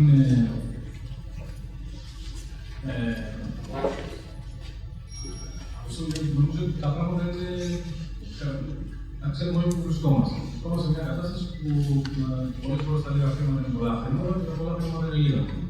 Άρα, ξεκινήσουμε από το βασικό ότι σε όποιο θα έπρεπε να βρίσκεται μια ελληνική επιχείρηση, τα χρήματα που χρειάζεται για να κάνει ό,τι είναι να κάνει στο εξωτερικό δεν τις κάνουν γρήγορα. Άρα, ξεκινήσουμε από αυτό. Εμείς λοιπόν, επειδή ακριβώς θέλαμε να βοηθήσουμε προς αυτή την κατεύθυνση, κάναμε όλοι, ήμασταν σε αυτούς που μαζί με το σύνδεσμο πίεσαν πάρα πολύ και δημιουργήθηκαν τα Phantom Zero. Τα Phantom Zero όμως συμμετέχει σαν άνθρωπος, σαν μια γενικά στο και ερώτηση είναι πως μπορεί και άλλες να επενδύσεις. Κοίταξε να δεις. Πώς μαθαίνετε τα κέρδη, δηλαδή να ψήσεις τους μετόχους, βγάζετε το 10% τα κέρδη να τα επενδύσουμε σε αυτό το startup εκεί φέτος. Πώς μοιάζεται στρατηγικά. Εδώ θα σου πω το εξής. Εμείς λοιπόν πήγαμε και κάναμε αυτό με το κομμάτι του Odyssey και με το σύνολο που προσπαθήσαμε να το πληρώσουμε. Η ίδια η διάλογη. Είναι επίσης μια εταιρεία που αυτή τη στιγμή πηγαίνει να σηκώσει κεφάλαιο. Σηκώνει κεφάλαιο. Και τα κεφάλαια μάλιστα που προσπαθούν να σηκώσουν δεν υπάρχουν εδώ. Δεν υπάρχουν, δηλαδή όταν δεν υπάρχουν δεν υπάρχουν καν. Δεν μπορεί να βρει τα λεφτά που ψάχνει. Αυτή είναι μια επόμενη ερώτηση. Σε ποιο ράμο είστε εσείς και πόσα χρήματα σηκώνετε τώρα. Δηλαδή, ότι βγάζετε και λεφτά. Καταλάβουμε ότι πάντα σηκώνουμε χρήματα. Εμείς μέχρι σήμερα δεν έχουμε σηκώσει ποτέ χρήματα. Ακόμα και σήμερα που μιλάμε, η διαλέκεια όταν λέμε σηκώνουμε δεν είναι ότι να κάνουμε για την παράδειγμα. Σημαίνει ότι είναι κάποιος επενδυτής εκτός από εμάς που είμαστε οι μέτοχοι της εταιρείας που είμαστε αυτοί που τη φτιάξαμε και που δουλεύουμε. Δηλαδή, που ανταστοιχεί εμείς είμαστε 5 άνθρωποι, διαλέζει είναι 5 μέτοχοι, οι οποίοι ο καθένας δουλεύει μέσα στην εταιρεία. Δεν υπάρχουν κάτι οικογένειες, φαντ. Και εμείς οι ίδιοι απλά συμμετέχουμε σε άλλα φαντ. Δηλαδή, επομένως δεν είναι κάτι άλλο. Ναι, δεν έχουμε σηκώσει άλλη αλλαγή. Άλλη αλλαγή λοιπόν το να γυρίσουμε και να πούμε, να απαντήσουμε ερώτηση γιατί δεν θέλω να πάνε την απέφυγα. Αυτή τη στιγμή, εγώ πιστεύω πάρα πολύ σε αυτό το μοντέλο που περιγράφεις. Δεν έχω καταφέρει να βρω έναν τρόπο να το υλοποιήσουμε. Και αυτό φταίνε οι δομές οι δικές μας και το πολύ αυτό το μικρό στο δικό μας. Δηλαδή, Δεν είσαι και λεπτά που ξέρετε πώς θα διαχειριστείτε. Εγώ υποθέτω ότι έχετε η γραφειοκρατία. όχι, δεν Μπορείς δηλαδή να πάρεις από εκπαίδευση εσύ σε ένα ΑΕ και να τα χώσεις σαν αστάτη. Ναι, μπορείς. Άμα δεν να ψήσεις μετά, ή να πω στο ψήο, Στο Zoom.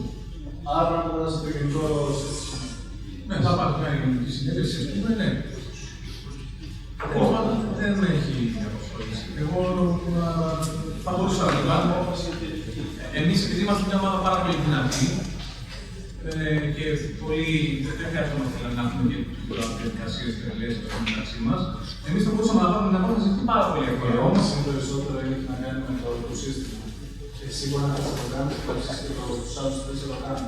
Έχουμε εταιρείες στην Ελλάδα, η Fire μέχρι την Vivardi και που είναι σε όλο το ελληνικό τομέα και μετά, που ενδιαφέρονται να επενδύσουν σε startups θεωρητικά, γιατί υπάρχουν αντίστοιχα startups που είναι ένα πρόβλημα. Πρέπει να τους προσθέτουν στο value chain. Η ερώτηση είναι πώς μπορούμε να αλλάξουμε το σύστημα προκειμένου να πάμε στη Vivardi και να τη ζήσουμε να βγάλει λεπτά, να αυξήσει το board προκειμένου αυτά να πάνε σε κανείς. Τι πρέπει να αλλάξουμε. Γιατί χρήματα υπάρχουν εκεί μέσα. Κοίταξε, εγώ δεν νομίζω ότι όλο υπάρχει μετάθεση και φτιάχτηκε και το λόγο για αυτή και εκεί σας είχαμε πιέσει πάρα πολύ για να φτιάχνω αυτή την κοινωνία. Νομίζω ότι πλέον δεν υπάρχει κάποια γραφειοκρατία τραγική για να πεις ότι θα το κάνεις. Αρκεί να μπορείς να υπάρχει η δυνατότητα, ξέρεις, αν είναι άλλη συγκεκριμένη και έχει ένα σύνολο applications τα οποία εγώ δεν τα γνωρίζω να φτάσει να απαντήσω την ερώτηση. Εγώ ξέρω να σου πω ότι στο επίπεδο που είμαστε εμείς, μια advice στο δικό μας και έχοντας απέναντι αυτόν τον κάποιο φωνή και οτιδήποτε, δεν έχω κάποιο πρόβλημα να το κάνουμε. Δεν ξέρω να υπάρχει κάποιο πρόβλημα να το κάνουμε. Ένα επίπεδο φάγια που λες, δεν έχω τη γνώση να στο πω από τις ερωτήσεις. Ίσως να ξέρει κάποιος άλλος, αλλά εγώ δεν Κάτι δεν ξέρω να είναι. Μόνο μια ερώτηση από το σημείο. Τι είναι μια εταιρεία να επενδύσει, τι κάνει μια εταιρεία να επενδύσει σε αυτά. Να τη κρίνει κάποιο πρόβλημα. Μόνο θέλει δηλαδή απλά να μου ότι αυτό είναι και άλλο. Ή θέλει να λύσει κάποιο δικό του πρόβλημα και είναι ένα τρόπο. Καταρχήν οι εταιρείες όσο μεγαλώνουν μπορούν να μεγαλώσουν περισσότερο. Δηλαδή, δεν μπορούν να μεγαλώσουν περισσότερο. Εμείς δεν μπορούμε να μεγαλώσουμε περισσότερο ζώδια. Δηλαδή και σε άλλες. Άρα ένα θέμα εδώ ήταν πολύ πολικό για μας, γιατί μπορούσε να αναπτυχθεί κάθετα σε κάτι που μεγαλώνει την οριζόντια δική μας ανάπτυξη. Άρα ο συνδυασμός δεν θα μπορούσε να έχει πολύ μεγάλη σημασία. Επειδή πιο πριν να μάθεις με την τελική ότι δεν έχουμε επενδύσει εμείς σαν realize εταιρείες, παρά μόνο μέσω των συγκεκριμένων φαν. Αυτό το πρέπει εμείς σαν realize να έχουμε τις διαδικασίες για να επενδύσουμε.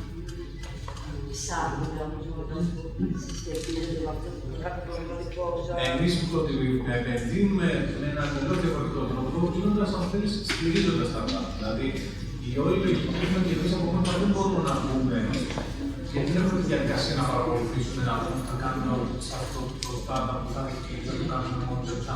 Δεν μπορείς να κάνουμε τη δουλειά που κάνει ένα administration ενός πάντα. Αυτό έχει overhead, δηλαδή πρέπει να είσαι ένα άλλο level εταιρείας για να πεις ότι, OK, έχω και έναν από το software τρόπο που θα πηγαίνει να κοιτάει και στα αυτά χώρες. Άρα, είμαστε πολύ μικρό μέγεθος για να πεις ότι θα κάνουμε κάτι τέτοιο, να το παρακολουθήσουμε και να έχει νόημα. Είναι πολύ ωραίο. Αλλά δεν θα μπορούσαμε να το κάνουμε εμείς, στο μέγεθος που είμαστε. Τώρα, όσον αφορά διάφορα startups, εμείς σε διάφορα startups αυτό που κάνουμε είναι να δίνουμε υπηρεσίες. Θα σας πω ότι επειδή ακριβώς έχουμε payments, έχουμε όλα αυτά το κομμάτι με abstract, το κομμάτι αυτό, είναι πάρα πολλά τα startups που δουλεύουν με εμάς, που στηρίζουν τις πληρωμές μέσα από εμάς και είτε μας χρησιμοποιούν με μια λογική ενός έσχο. Είτε για manual collection, είτε για conciliation, είτε για να μαζέψουν λεφτά, είτε για να μοιράσουν λεφτά και να κάνουν αυτοματοποιημένη διαδικασία για να πιάσουν το πρόγραμμα, είτε για να κλείσουν το loop μιας συναλλαγής μεταξύ κάποιων δύο μερών. Σε ένα δεύτερο τρόπο με ένα ίσχυρο, μια δηλαδή εκκίσεις του κυρωτή από την κυρωτή.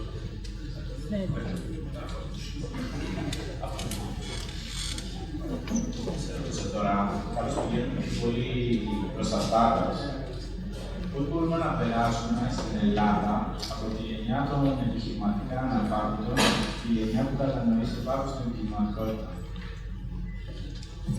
Επιχειρηματικά αναλφάβητοι και ναι, όχι, θεωρώ ότι ήταν αυτό το επιχειρηματικά αναλφάβητο. Θεωρώ ότι είναι 20 χρόνια για να μάθω κάποιο σαν γράμμα και δεν έχω προχωρήσει περισσότερο, μάθω λεπτομέρειες. Ναι, θεωρώ ότι σε σχέση με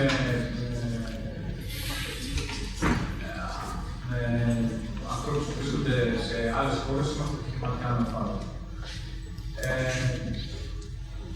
Τι θα μπορούσε να γίνει για να βελτιώσουμε αυτό? Νομίζω ότι καταρχήν πρέπει να πετάξουμε έξω από τα σχολές και από τα πανεπιστήμια, να πετάξουμε απ' έξω το συνδικαλισμό και τα κόμματα. Αν πετάξουμε το συνδικαλισμό και τα κόμματα έξω από τα πανεπιστήμια, θα έχουμε κάνει ένα πρώτο βήμα. Προφανώς,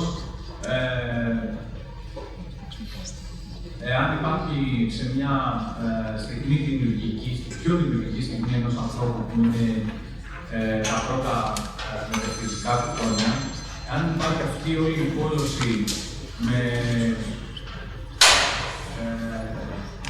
μεταξύ κομμάτων, παρατάξεων και μάλιστα διαχωρισμών οι οποίοι δεν έχουν καμία θέση στην οικονομία σήμερα, στην γενικότερη οικονομία, μια παγκοσμιοποιημένη οικονομία. Αν δεν πετάξουμε απ' έξω αυτή τη διαμάχη, δεν θα φύγει αυτή η ρετσινιά του επιχειρήν. Δεν μπορεί να είναι ρετσινιά του επιχειρήν.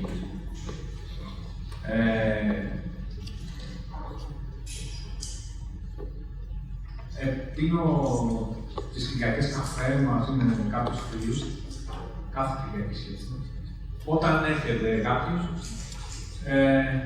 πίνω καφέ κάτω στο κέντρο. Μια φορά θυμάμαι χαρακτηριστικά να γίνεται μια πορεία τώρα το καλοκαίρι που με απ' έξω από έναν καφέ που έλεγε κουνιές και ξύλο στα αφεντικά, κάτι τέτοιο, δηλαδή λέγανε αυτό, σαν σύνθημα. Και σκέφτηκα αμέσως ότι, οκ, κάποιοι μπορεί να θεωρήσει ότι εγώ είμαι αφεντικό, αλλά εγώ υπάλληλος είμαι των πελατών. Μόνο δεν τους έχει κανείς. Αυτό δεν σημαίνει ότι απενοποιούνται όλοι όσοι βρίσκονται στο επιχειρήν. Προφανώς υπάρχουν διάφορων ειδών. Όπως και διάφορων ειδών υπάλληλοι. Υπάρχουν και διάφορων ειδών επιχειρηματίες. Έχει πάρα πολύ μεγάλη σημασία όμως αυτό το να υπάρχει μια λογική στην ουσία που δεν θα γηπεδοποιεί τέτοιες έννοιες.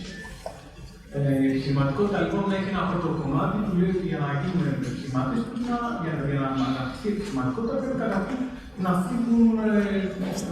φύγει αυτή η πόλωση.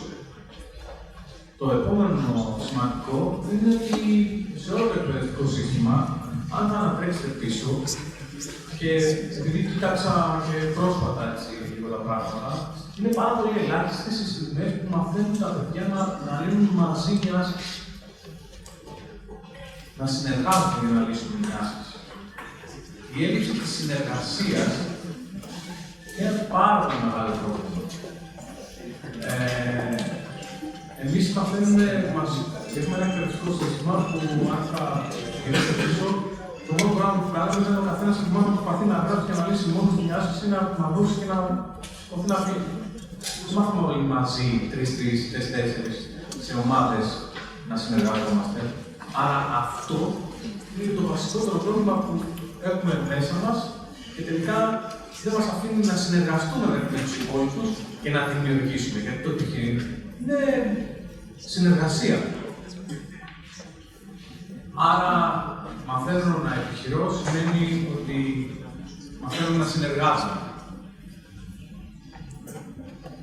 Τώρα όλα τα υπόλοιπα, ναι.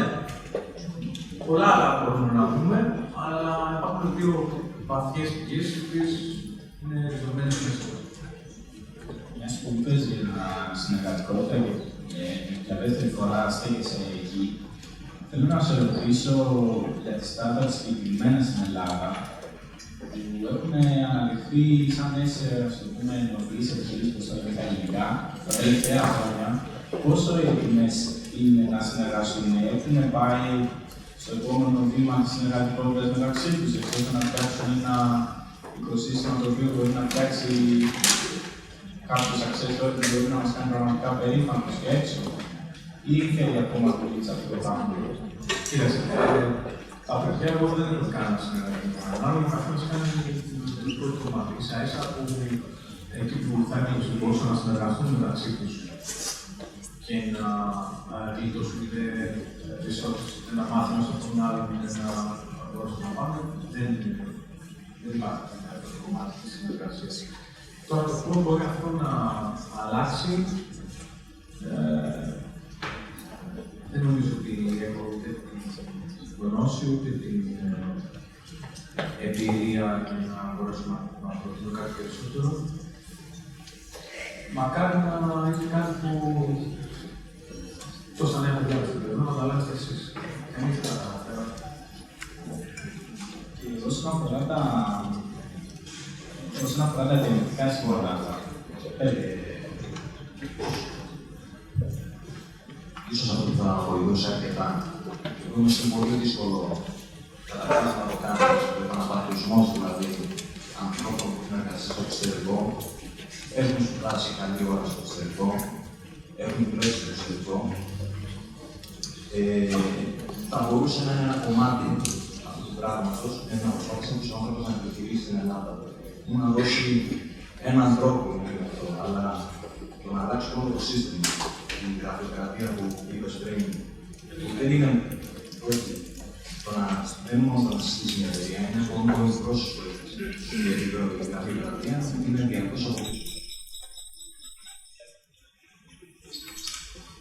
Οπότε, το ανθρώπινο κεφάλαιο είναι το πιο σημαντικό, νομίζω, ένα από τα στοιχεία που είναι πολύ σημαντικά, γιατί σε αυτό αναφέρεται στην ενδιαφέρση.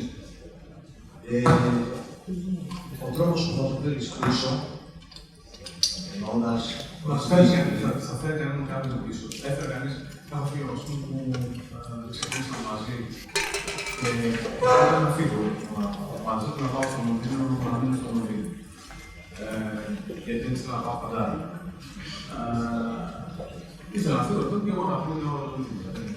Αυτός έφυγε, λοιπόν, τελικά εγώ ξαναγίνησα πίσω, άρχισα να δείξω. Υπάρχει κανείς από αυτό πέρασε από πάρκο, τις εταιρείες, το ουσία που υπάρχει κανείς που θα έκανε πίσω ένα φίλο που καλύτερα να κάνω το Κωνσταντίνο που έφερε κανείς πίσω στην Ελλάδα, αυτή είναι ένας φίλος μου, δεν θα κρύβει. Δεν νομίζω ότι μας φέρνει κανείς πίσω. Δεν νομίζω ότι θα έρθει κάποιος να...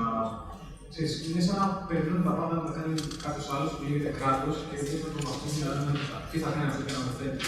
Δεν νομίζω ότι κάνει αυτό το κράτος είναι εδώ για να κάνει κανένα επιχειρηματία, δεν είναι το κράτος εδώ πέρα για να φέρει κανέναν απ' έξω.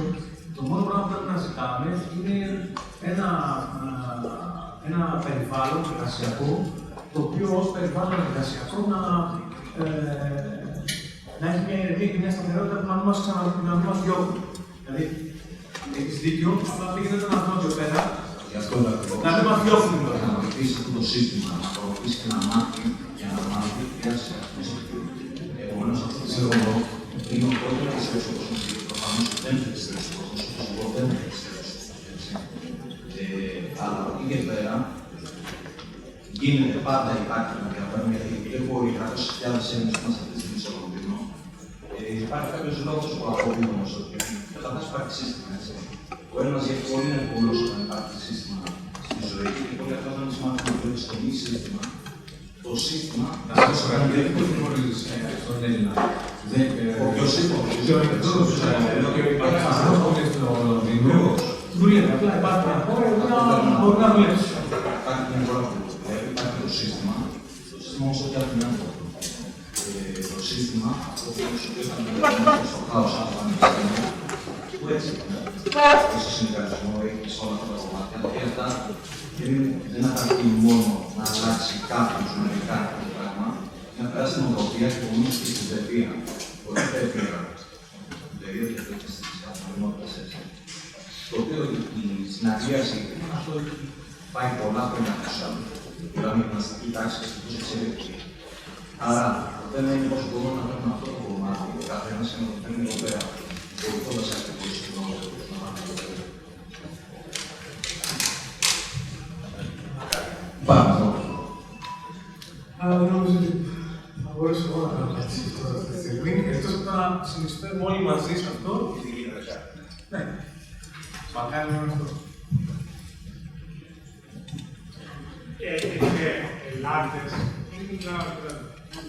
Έχετε πελάτες στην φορείς του δημοσίου, έχετε προσεγγίσει ή είστε σε Φορείς του δημοσίου. Εγώ έχω μια αγωγή που κάνει στο Υπουργείο Οικονομικών. Αλήθεια, που κάνει αγωγή. πελάτες. Εγώ δεν έχω πελάτη στο δημόσιο, έχω μόνο μια αγωγή που έχω κάνει στο Υπουργείο Οικονομικών, στην Διεύθυνση Οικονομικών. Γιατί δεν με αφήνουν να πληρώσει οι πελάτες στην Κίνα, να μπορώ να πληρώσω με φόρους οποιαδήποτε συναλλαγή που έχουμε με το δημόσιο. Ενώ ο νόμος είναι ξεκάθαρος, η Ευρωπαϊκή Οδηγία είναι ξεκάθαρη, ότι είναι εισάξια τα αιτήματα πληρωμών με τις τράπεζες. Μια τράπεζα δηλαδή είναι ένα αίτημα πληρωμών και ένα αίτημα πληρωμών με μια τράπεζα, αλλά δεν έχει ταμιακά προϊόντα και καταστατικά. Επομένως, θα έπρεπε να μπορώ να πληρώνω τα πάντα οι πελάτες μου, οπότε να μπορώ να φτιάξω ένα σύνολο από τις υπηρεσίες. Ναι. Εμείς πελάτες το δημόσιο δεν έχουμε πουθενά, δεν έχουμε προσφέρει πουθενά υπηρεσία στο δημόσιο. Η εταιρεία Γαλάζης είναι 14 χρόνια. Δεν έχει ένα τιμολόγιο. Γιατί είναι κατανοητό. Θα πω, μπορεί να έρθω για κάποιο πολύ μικρό κομμάτι. Αν θεωρήσεις σίγουρα μπορεί να υπάρχει. Δηλαδή, ναι, έχουμε ας πούμε την πελάτη μας, την πολιτική μας έκθεση, στην συνεργασία με το Μέγαρο Μουσικής. Αλλά μετά μιλάμε για εστία άτομα, δεν μιλάμε με τίποτα. Μέχρι εκείνου του επίπεδου θα έχετε συνεργασίες. Δεν έχουμε φτιάξει. Όχι, δεν έχουμε φτιάξει. Δεν έχουμε φτιάξει. Είμαστε στη ΒΙΠΑ και στο ΒΙΠΑ GR έχουμε και εστία του Μεγάλου Μουσικής. Δηλαδή, δεν έχουμε φτιάξει κανένα δημόσιο. Δεν έχουμε πάρει ποτέ λεφτά από το δημόσιο. Και δεν θα το ποτέ. Δεν υπάρχει ποτέ το δημόσιο για μας δεν υφίσταται. Και δεν υφίσταται ποτέ. Δηλαδή, φανταστείτε μια ομάδα με 67 μηχανικούς δεν θέλαμε ποτέ να έχουμε πελάτη μας στο δημόσιο. Και ήταν συνειδητή απόφαση. Ναι, αλλά ερχόταν το δημόσιο σε εσάς και σας έλεγε ότι δεν μπορεί να κάνει αυτό. Όχι, δεν πρέπει να κάνει. Αλλά δεν είναι το να μας δώσει. Λέτε τώρα ένα άλλο θέμα. Αν το δημόσιο μας έχει βάλει πάλι. Προφανώς και απλά ξέρεις, πάνω στην μετά το συνηθίζει. Νομίζω ότι είναι σαν τον βιασμό. Άμα δεν μπορείς να αποφύγεις από όλα αυτά. Οπότε, δεν έχουμε να σου πω. Αυτή είναι η κατάσταση που ζούμε εδώ πέρα. Δηλαδή, αυτή δεν είναι. Δεν υπάρχει. Όποια και αν είναι. Το θέμα είναι πώς μπορούμε να επιβιώσουμε μέσα σε αυτό το πράγμα. Πώς μπορούν αυτά εδώ τα παιδιά να καταλάβουν ότι το να βρίσκονται απέναντι και να λένε «Α, η γραφειοκρατία και η γραφειοκρατία με δύο το κράτος μου κάνει μεγάλη», ότι αυτό δεν υπάρχει περίπτωση. Κάντε κάτι. Και κάντε κάτι δεν είναι προσπαθήστε, φτιάξτε την εταιρεία σας, κάντε ένα startup και προσπαθήστε. Η προσπάθεια είναι μόνο. Το να κάνεις απλά και μόνο να δημιουργήσεις δεν έχει κάτι άλλο. Εγώ δεν θέλω να σταθώ μόνο στα προβλήματα που πρέπει να δεις από το κράτος. Το κράτος είναι εδώ πέρα, δεν με αφήνει να προχωρήσει τις υπηρεσίες. 14 χρόνια κάνουμε ένα χειρό και αυτό θα το μπροστά μου σε 1 εκατομμύριο διαφορετικούς τρόπους. Σκέψω ότι φτιάχνουμε μια δική πλατφόρμα που σήμερα συζητάμε ότι η Viva έχει και να τις υπηρεσίες στην ειστήρια γραμμάτων. μιλάμε για μια αγορά η οποία το 60% των εισιτήριων είναι κρατικά. Τα εισιτήρια του κρατικού Βορείου Ελλάδας των αυτών των κρατικών φορέων, αν τα μετρήσετε, είναι 40-50% της αγοράς. Αυτό σημαίνει ότι είναι μια στέγνωση στην αγορά τεράστια από το κράτος, με αποτέλεσμα να συμβαίνουν τα χίλια δυο. Το θέμα δεν είναι μόνο το κράτος, είναι και οι ίδιοι που επιχειρούν μέσα στον χώρο, οι οποίοι εκμεταλλεύονται το γεγονός ότι είναι υπάρχουν πάρα πολλοί κρατικοί φορείς και κάνουν ό,τι είναι να κάνουν για να μπορέσουν να διαχειριστούν τις καταστάσεις όπως θέλουν. Άρα, ναι, στην τελική ανάλυση αυτά είναι τα προβλήματα. Εδώ είναι. Παραδούμε τι κάνουμε τώρα, γιατί κάποια παιδιά θέλουν να φτιάξουν μια εταιρεία. Φτιάχτε. Για πάμε, τι έχουμε να ρωτήσουμε. Σε additional value για τη συζήτηση του δημοσίου. Γνωρίζουμε ότι υπάρχουν προβλήματα στην Ελλάδα και είναι βέβαια το environment στο οποίο ζούμε. Αλλά όταν κάποιος έρθει με μια ιδέα στο γραφείο σας, πρέπει να υπάρχει ένα proof of concept όπως είναι και ένα business plan, φαντάζομαι. Τα financial projections που θα παρουσιάσει, τι οργανωτικό πλαίσιο του. Γιατί είναι ένα δύσκολο concept όταν ξεκινάς κάτι από scratch. Και δεν έχεις και καθόλου γνώση όπως είμαστε και πετάτε. Άμα σου δείξω το business plan του κανόνου, είναι ένα πολύ μεγάλο business plan.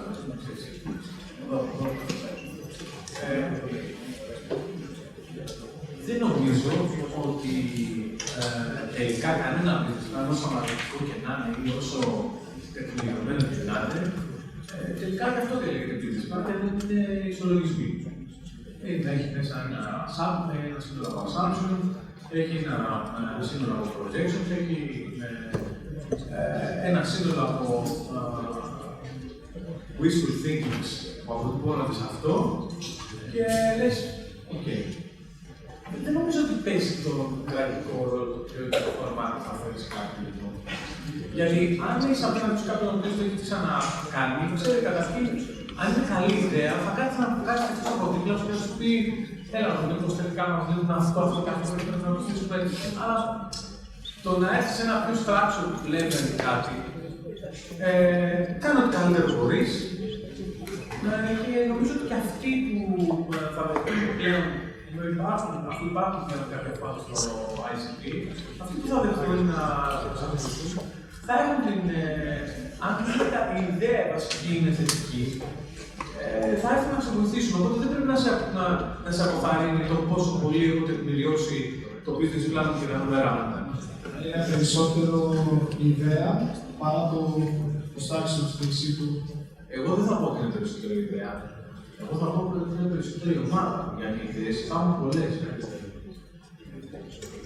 Ιδέες είναι ένας σταθμός. Δηλαδή, άρχισα να τα κάνω, θα πρέπει να διαβάσει ιδέες. Το θέμα δεν είναι οι ιδέες. Οι ιδέες είναι πάρα πολύ.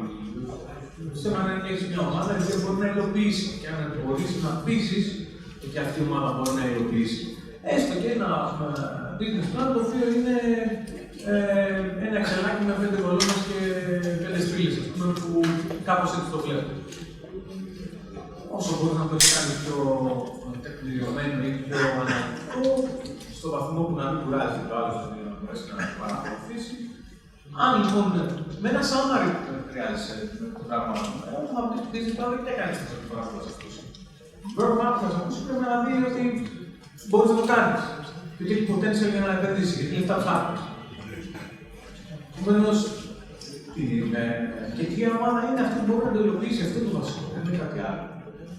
Μετά, όταν θα χρειαστεί να φτιάξει το δυνατό το business plan αναλυτικά, έχει ήδη πιστεί σε ένα πρώτο χρόνο ότι να το δω λίγο καλύτερα. Εκεί πέρα, όταν θα δει ότι έχει κάποιες ελλείψεις, θα έρθει και αυτός να σε βοηθήσει. Business κάνετε, δεν είναι. Λεφτά θα βγάλει και αυτός.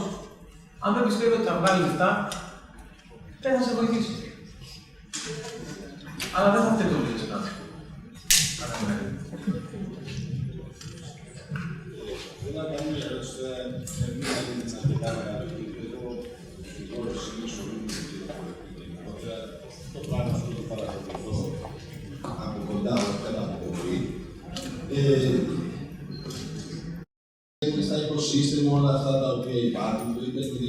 πάρα πολύ αυτό το πράγμα να επεκταθεί, να είναι την άλλη άκρη του Ατλαντικού κτλ.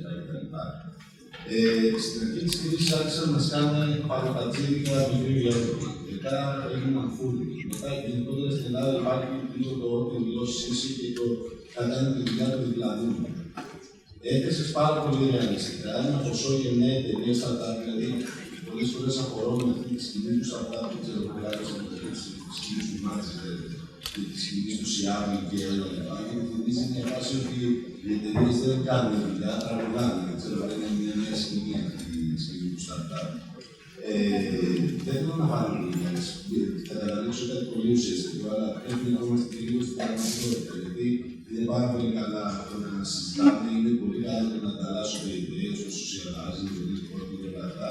Αλλά την επόμενη στιγμή είστε γυρίσει στο γραφείο, θα δεις την μέρα, θα πας για την επόμενη ιδέα, τα οποία θα πρέπει να σκεφτούν πρακτικά τι θα κάνουν και φαντάζομαι ότι πολλοί από όσους ήταν, ακούγοντας το νούμερο το οποίο να μην είναι μισό εκατομμύριο και 100.000 να είναι ούτε στις ημέρες μας είτε και παλιότερα, είναι ένα νούμερο σεβαστό. Θέλω να ρωτήσω το εξής. Εσύ έφτιαξες μια εταιρεία πριν 14 χρόνια, το 2000, στο τελείωμα του Μαξιλίου και τότε που όλοι είχαν φάει μια σφαγιά, δεν λέγανε τι έγινε. Απλά ερχόταν το 2004 και είχαν μια εφορία προετοιμασίας, η οποία ήταν κρατικά επιδοτούμενη και εκπληρώνει και μέχρι σήμερα. Δεν σε είπε κανείς startup, δεν σε είπε κανείς νεοφυή. Νεοφυής στην ελληνική γλώσσα σημαίνει ότι έφυγες νέος. Είσαι καινούριο δημιούργημα. Προφανώς νεοφυείς, απόφοιτοι μηχανικοί από το Πολυτεχνείο και τα λοιπά ή από άλλες επιστήμες υπάρχουν κι άλλοι. Ούτε ecosystem τους είπαν, ούτε green, ούτε κράνη, ούτε οτιδήποτε. Προφανώς είπες, έχοντας ζήσει το πράγμα σε 2-3 κύκλους επιστήμων, ότι η συνεργασία είναι κάτι το οποίο είναι κουλτούρα και συγκυρία. Και αυτό δεν μπορεί να πεις ότι οι Γερμανοί είναι όλοι συνεργαζόμενοι, οι Ολλανδοί, οι Βέλγοι, οι Έλληνες δεν είναι γιατί εμείς πάντα τροπόμαστε. Έχεις περάσει τις νεοφυές, έχεις στις 14 χρόνια τα διάφορα καρδιογραφήματα, δεν ξέρω αν είναι τα καλά, τα κακά, τα ανακέπτη, του χρόνου, κάτι άλλο, οι συγκεκριμένες, αυτά έχετε. Πιστεύεις ότι όλα αυτά τα πράγματα το οποίο ξεκίνησε την τελευταία τετραετία, πενταετία, δεν ξεκίνησε στην Ελλάδα. Εντάξει, ήταν και κάποια που ήταν λίγο πρωτοποριακά. Αυτό το μαζικό και το επιδοτούμενο το οποίο πολύ καλά έφτιαξε είναι ότι δεν έχουμε τις πιστωτές να σας δώσουμε, είτε είναι επιχειρηματίες, είτε θα σας κάνει όλους τους πλούσιους. Αν ξέρετε να γράφετε και κάτι, να έχετε και περισσότερο στο ICT τα startup. Εκεί είναι το περισσότερο προηγούμενο και επιδοτούμενο στην Ελλάδα. Πιστεύεις ότι αυτό το πράγμα με όλο αυτό το οικοσύστημα υπηρετώ εν μέρει είναι ακόμα μια φούσκα της ελληνικής πραγματικότητας από τις πολλές που έχουμε ζήσει ένα δεκαετίες. Κοίταξε, να πάρουμε λίγο στον χρόνο. Ακριβώς, απλά πρέπει να θέσουμε και λίγο στο πλαίσιο. Ωραία, εγώ για να θα προσπαθήσω πολύ συγκεκριμένα για κάποια πράγματα. Καταρχήν, το ότι τελικά συζητάμε για την επιχειρηματικότητα, δεν παραγγελνέται startup. Συμφωνώ απόλυτα με σένα, αλλά δεν κάνω. Και εγώ είναι λίγο απ' όλα, λίγο κάποια χρηματάκια μου και εγώ μαζί τους. Αλλά έτσι είναι. Το ότι όπως συζητάμε τώρα όλη αυτή τη στιγμή, είναι εδώ πέρα μέσα 60-70 άτομα από εκεί παραπάνω και συζητάμε για το πώς θα κάνουμε μια καινούργια εταιρεία, εμένα με κάνει happy. Το ότι τελικά κάποιοι από αυτούς εδώ πέρα εμείς μπορείς να πάνε να φτιάξουν καφετέρια και άλλοι μισούς πλαστικό, τι να σου πω, αυτό μπορέσαν να καταλάβουν από εδώ μέσα, αυτό κάνανε. Όχι από εδώ μέσα, αυτό δηλαδή εκεί τους εξώφησε εκεί μέχρι και ήταν. Εγώ λοιπόν θα πω ότι το περιβάλλον που σπρώχνει όλο αυτό το πράγμα, γιατί μέσα στο περιβάλλον είμαι και εγώ ίδιος. Εγώ λοιπόν και εγώ ίδιος το σπρώχνω, είτε ως επενδυτής, είτε ως εταιρεία, είτε ως οτιδήποτε και να με βάλεις σε καπέλα να θελήσεις. Από όποια και φορά, ναι, σπρώχνω αυτό το κομμάτι. Και το σπρώχνω με τη λογική ότι το επιχειρήν είναι από μόνο του θετικό. Δεν υπάρχει περίπτωση από τα 100 startup να βγουν παραπάνω από 1 ή 2 ή 3 startup να παίξουν. Αλλά όμως αυτό το ποσοστό δεν νομίζω ότι ενδιαφέρει πουθενά. Και στην απέναντι πλευρά του Ατλαντικού, πάλι θα είναι το ίδιο πράγμα. Σε 100 εταιρείες θα είναι το ίδιο. Απλά εδώ πέρα είμαστε ένα χωριό και μέσα στο χωριό τα 100 startup για τα οποία συζητάμε, όλα άλλα δεν είναι διάφορα, ας πούμε.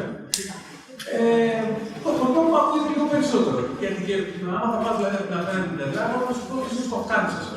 Όχι, δεν είναι το κάνεις. Τι είναι το κάνεις. Άμα να πας λοιπόν στο κάνεις, θα μιλήσει για startup, θα πει: Ωραία, ναι, εδώ πέρα είναι λογική, θα μας φτιάξει αυτό.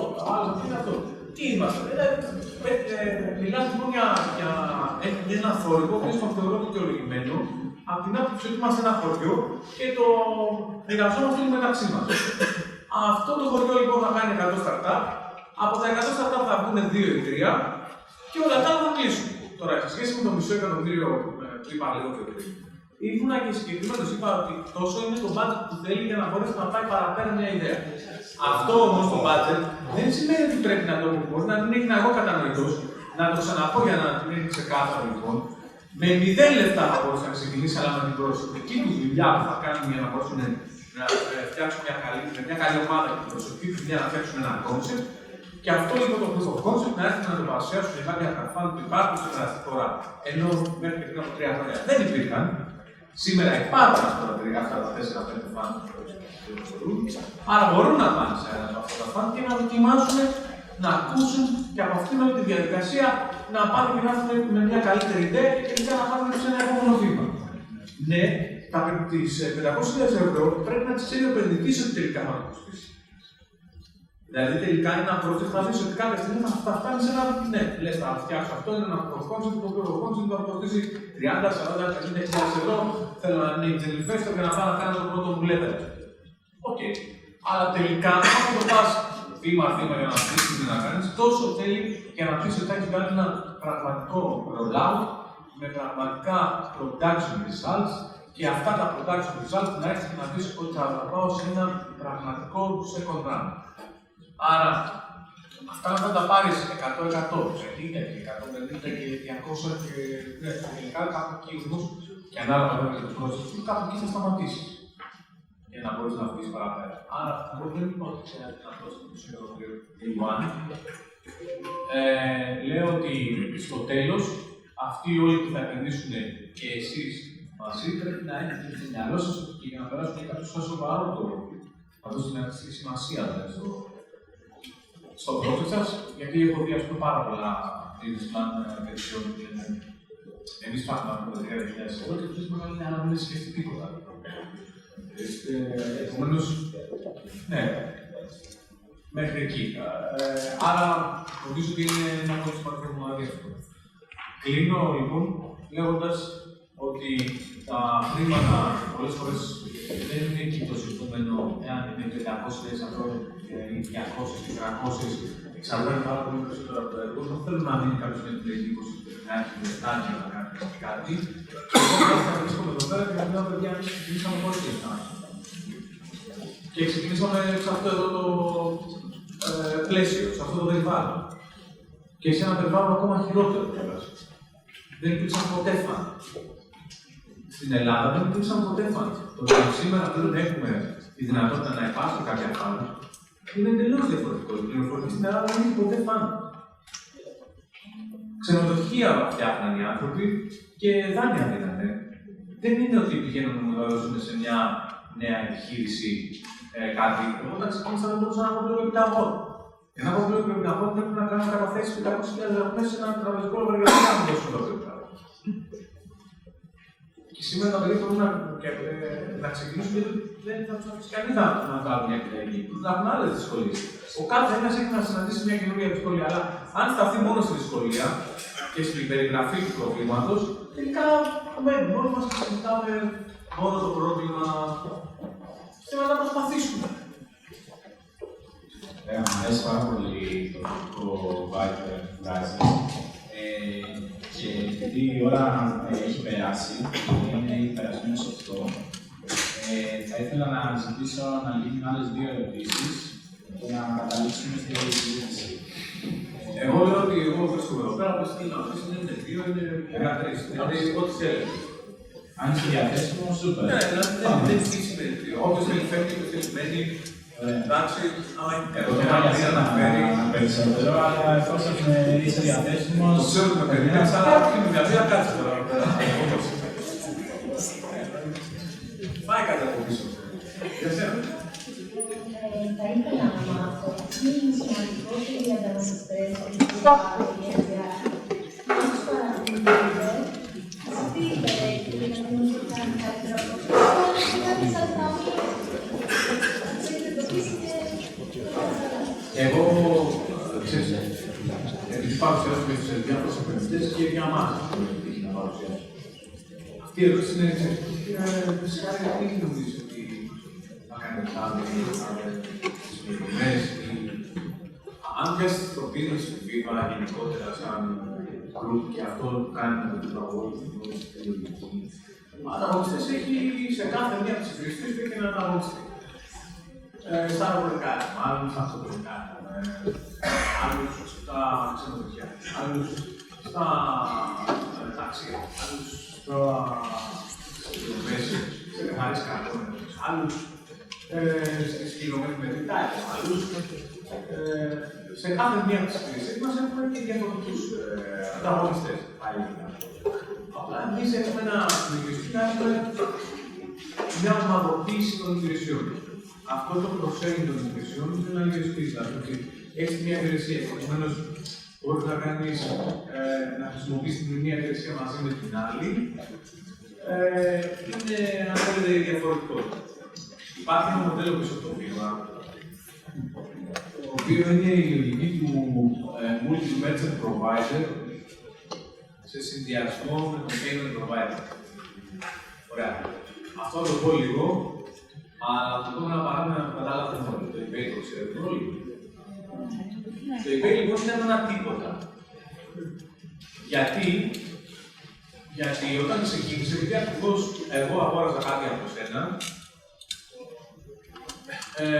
αν τυχόν η συναλλαγή ήταν μια fake συναλλαγή, εγώ έδωσα σε το eBay γιατί αυτό που μου πούλησες εσύ ήταν ένα τίποτα. Μου πούλησες κάτι άλλο από αυτό που στην ουσία μου είχες παρουσιάσει.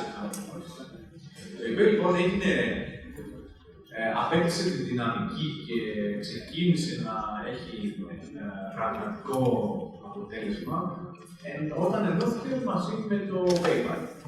Γι' αυτό γιατί ένας payment provider, το eBay είναι ένας multi-merchant service provider, δηλαδή ένας multi-merchant service provider είναι το eBay.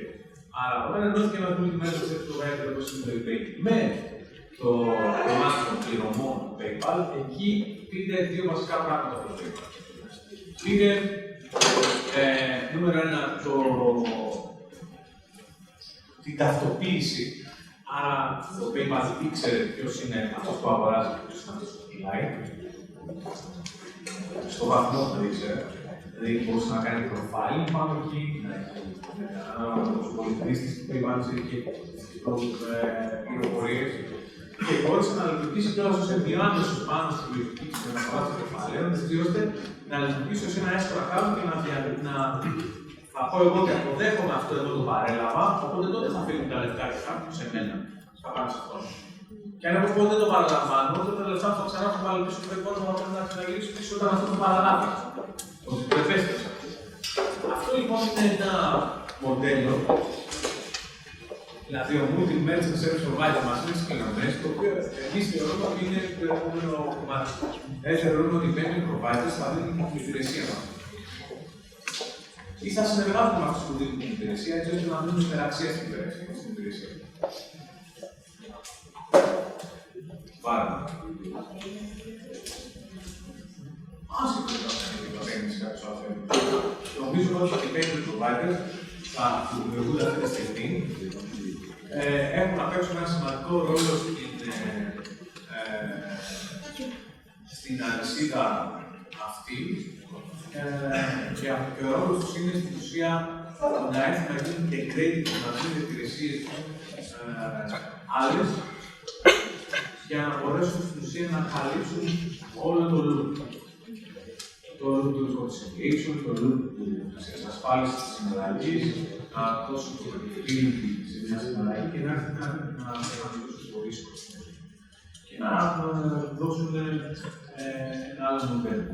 Αυτό είναι το κάνουμε εμείς. Οπότε, ανταγωνισμό τώρα σε αυτό που περιγράφουμε, θέλω να σου λέω εγώ ανταγωνιστές. Αλλά ταυτόχρονα, όποιος και να με ρωτήσει, σου πω ανταγωνιστή δεν έχουμε. Το μόνο μας πρόβλημα είναι αυτό. Εμείς μπορούμε να μεταφέρουμε. Εμείς μπορούμε να μεγαλώσουμε. Εμείς μπορούμε να πραγματοποιήσουμε περισσότερο. Εμείς μπορούμε να προσελκύσουμε μεγαλύτερα κεφάλαια από αυτά που και να ακολουθήσουμε μεγαλύτερα από αυτή την τροπή. Αυτό είναι. Και εκεί βρίσκεται το πρόβλημα. Δεν θεωρώ ότι υπάρχει ανταγωνισμό. Δεν με ενδιαφέρει ποτέ ο ανταγωνισμός. Δεν ξέρω ποτέ πώς κάνει ένα site, πώς κάνει κάποιο site και κάποιο άλλο. Η πρώτη μας δουλειά που πήρα από τις τράπεζες είναι ότι έφτιαξε ένα φάνελ. Πουλούσε τα φάνελ σε ένα διαγωνισμό αυτού που φτιάχνουμε τότε. Εμείς είχαμε κατέβει και μια μικρή ομάδα. Οι άλλοι πουλάγανε ένα executive kit 45.000 δραχμές και εμάς έκανε 150.000 δραχμές. Και δεν πήραμε εμείς τη δουλειά, δίνοντας στα 3 πάνελ να πληρώνουν το ένα, αλλά δεν άλλαξα τα τσίκα. Είπα το πάνελ που κάνει 150.000, αλλά στο τέλος και 2 δόλια. Πολύ μεγάλη σημασία. Κάνουμε 150.000 ευρώ. Αλλά είχαμε μάθει τότε να παίρνουμε flash banners και όχι ένα kit, γιατί πρέπει να έχεις ένα USB και δεν μπορούσα να αλλάξω. Έγιναν να μάθω τα πράγματα και να δούμε εδώ πέρα.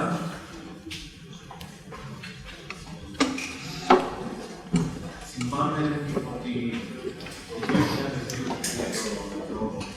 θα πάρουμε ένα φορά να κάνουμε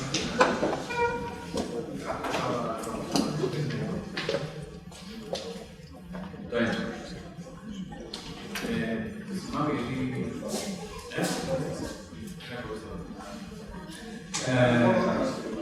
Δεν έχω το μάθω. Απλά, οι τράπεζες. Οι τράπεζες αγοράζουν το ρόλο του βέβαια.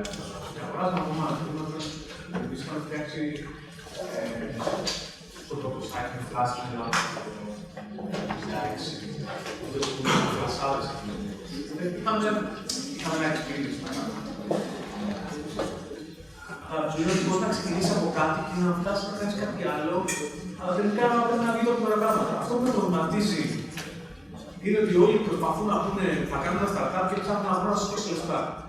Δεν με προβληματίζει γιατί κάνετε εταιρείες στις οποίες να δουλέψετε μέσα σε αυτές και τελικά την πορεία να πάτε ένα επόμενο βήμα. Αλλά να λέτε έφτιαξε μια εταιρεία, θα παρέχουμε αυτή τη δουλειά.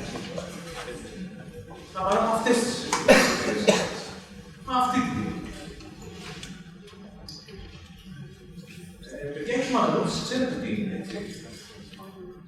Δάνειο. Ο επενδυτής, δάνειο. Θέλει απόδοση 26%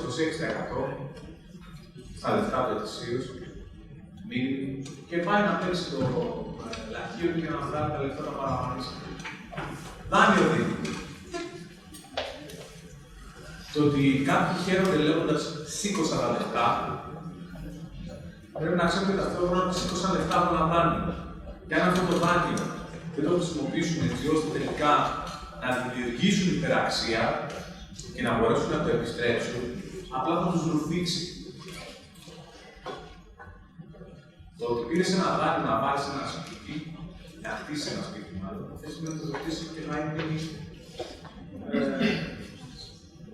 ότι καταφέρεις να το φτάσεις μέχρι το τέλος του γράφεις. Αυτό, να φτιάξεις το σπίτι, να είναι αυτό και να ακολουθήσεις όλο το πρόσωπο.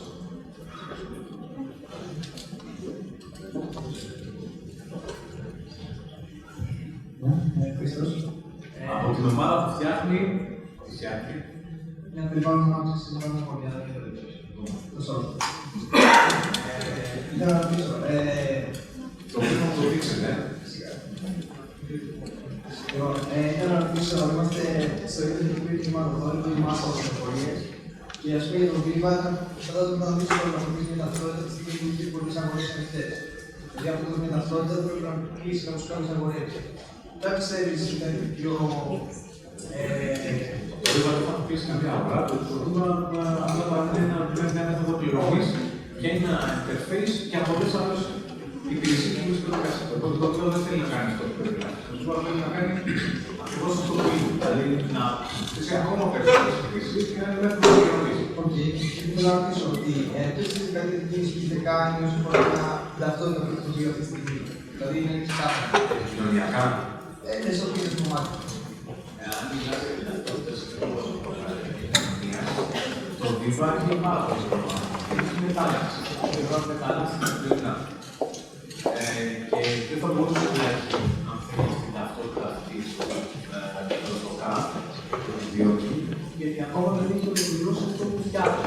Άρα το Βίβα πρέπει να πάρει την διαδικασία ηλεκτρονικού χρήματος, να το δει να κάνει την κάρτα του μοχμένου των τηλεφωνών, να φέρει και κάποια μηχανήματα μέσα για να κάνουν κάρτες μέχρι το τέλος της δουλειάς αυτής και θα το δει να χρησιμοποιήσει ένα τελείως διαφορετικό τρόπο. Το 2015 θα είναι μια χρονιά που θα μπορέσει να πάρει μια μεγαλύτερη χρόνο.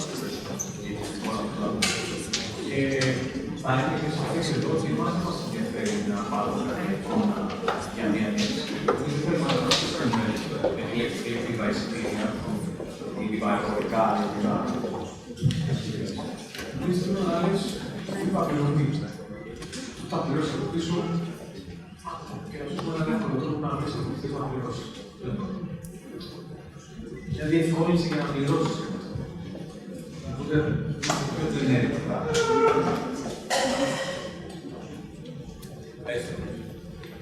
Θέλω να κάνω μια ερώτηση. Μιλάνε Χρήστο Γεωργίου για μένα. Θέλω να κάνω μια ερώτηση. Μια υποθετική ερώτηση, οπότε θέλω υποθετικό τιμολόγιο συμβουλευτική στο τέλος. Ναι. Έστω ότι πριν από 3 χρόνια ένας 25χρονος άνοιξε μια εταιρεία πληροφορικής, τώρα μετά από 3 χρόνια είναι 27, προσπαθεί και πάνω στην προηγούμενη θέση ότι τον έφαγε το day to day. Γιατί ουσιαστικά θέλει να βγάλει τα χρήματα για να πληρώσει το νίκη, να πληρώσει τους υπαλλήλους, προσπαθεί. Αλλά δεν έχει χρόνο. Έχει φάει όλα τα λεφτά από τα privates και από families. Δεν έχει χρόνο παρέσει την πρωινή δουλειά, οπότε δουλεύει 14 ώρες την ημέρα και δεν έχει χρόνο να δημιουργήσει τις δομές ώστε ένας VC ή ένας με private fund να τον πιστέψει ότι μπορεί να κάνει κάτι. Έχει πολλές ιδέες, αλλά δεν μπορεί να κάνει κάτι.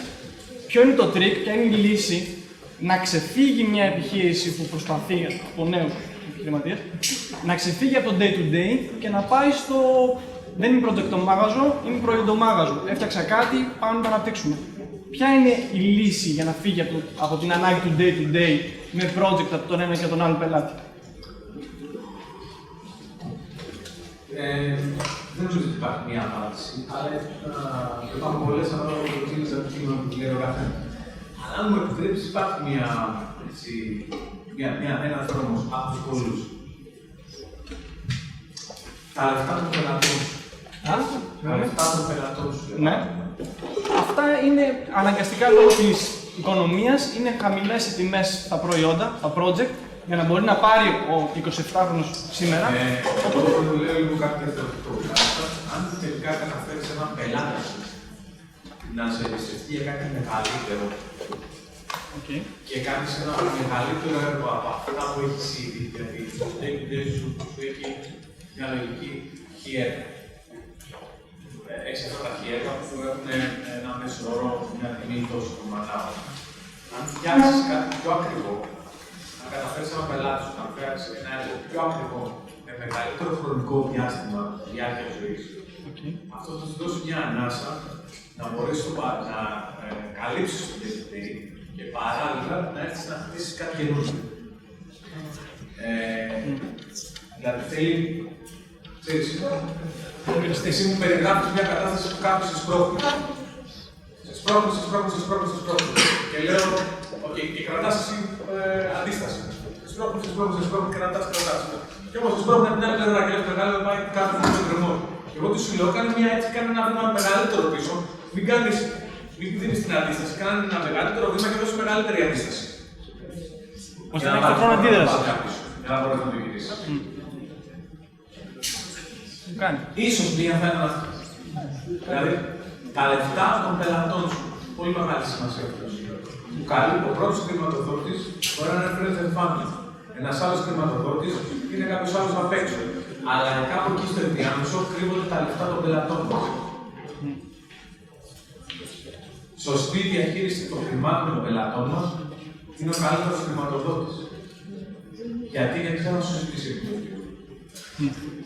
Γιατί δεν θα κάνει γρήγορα έξι. Γιατί δεν θα σου ζητήσει βέτο. Ούτε right of first refusal. Άρα, τα λεφτά των πελατών σου σε ένα τέτοιο συμπροβληματικό είναι μια πολύ καλή διέξοδο. Εμείς φτάσαμε εδώ με τα λεφτά των πελατών. Μέχρι σήμερα δεν έχουμε σηκώσει ποτέ. Βασικό, δεν μπορώ να βάζω. Αλλά δεν το λέω και χαίρομαι. Είναι τόσο μεγάλο που δεν το λέω, δεν μπορώ να το κάνω. Αλλά ιδανικά θα ήθελα να μπορώ να συνεχίσω άλλη μια γύρω με τα λεφτά των πελάτων.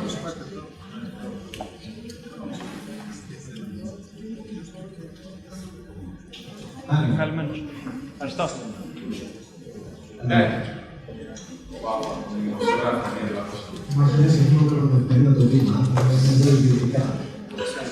Το δικό μου ερώτημα είναι από μία έννοια κλαδικό. Θεωρείς σκόπιμο ένα startup να επιδιώκει τη δημοσιότητα έτσι έντονα και τι κινδύνους πιστεύεις ότι αυτό ενέχει? Ένα startup γιατί το κάνει ή αν θα έπρεπε να το κάνει? Αν θα έπρεπε.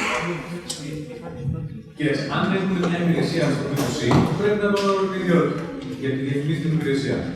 Αν διαφημίζει τον εαυτό του γιατί θέλει να βγάλει την επόμενη κόμματα, αυτό δεν είναι πρόβλημα. Αλλά ξέρεις,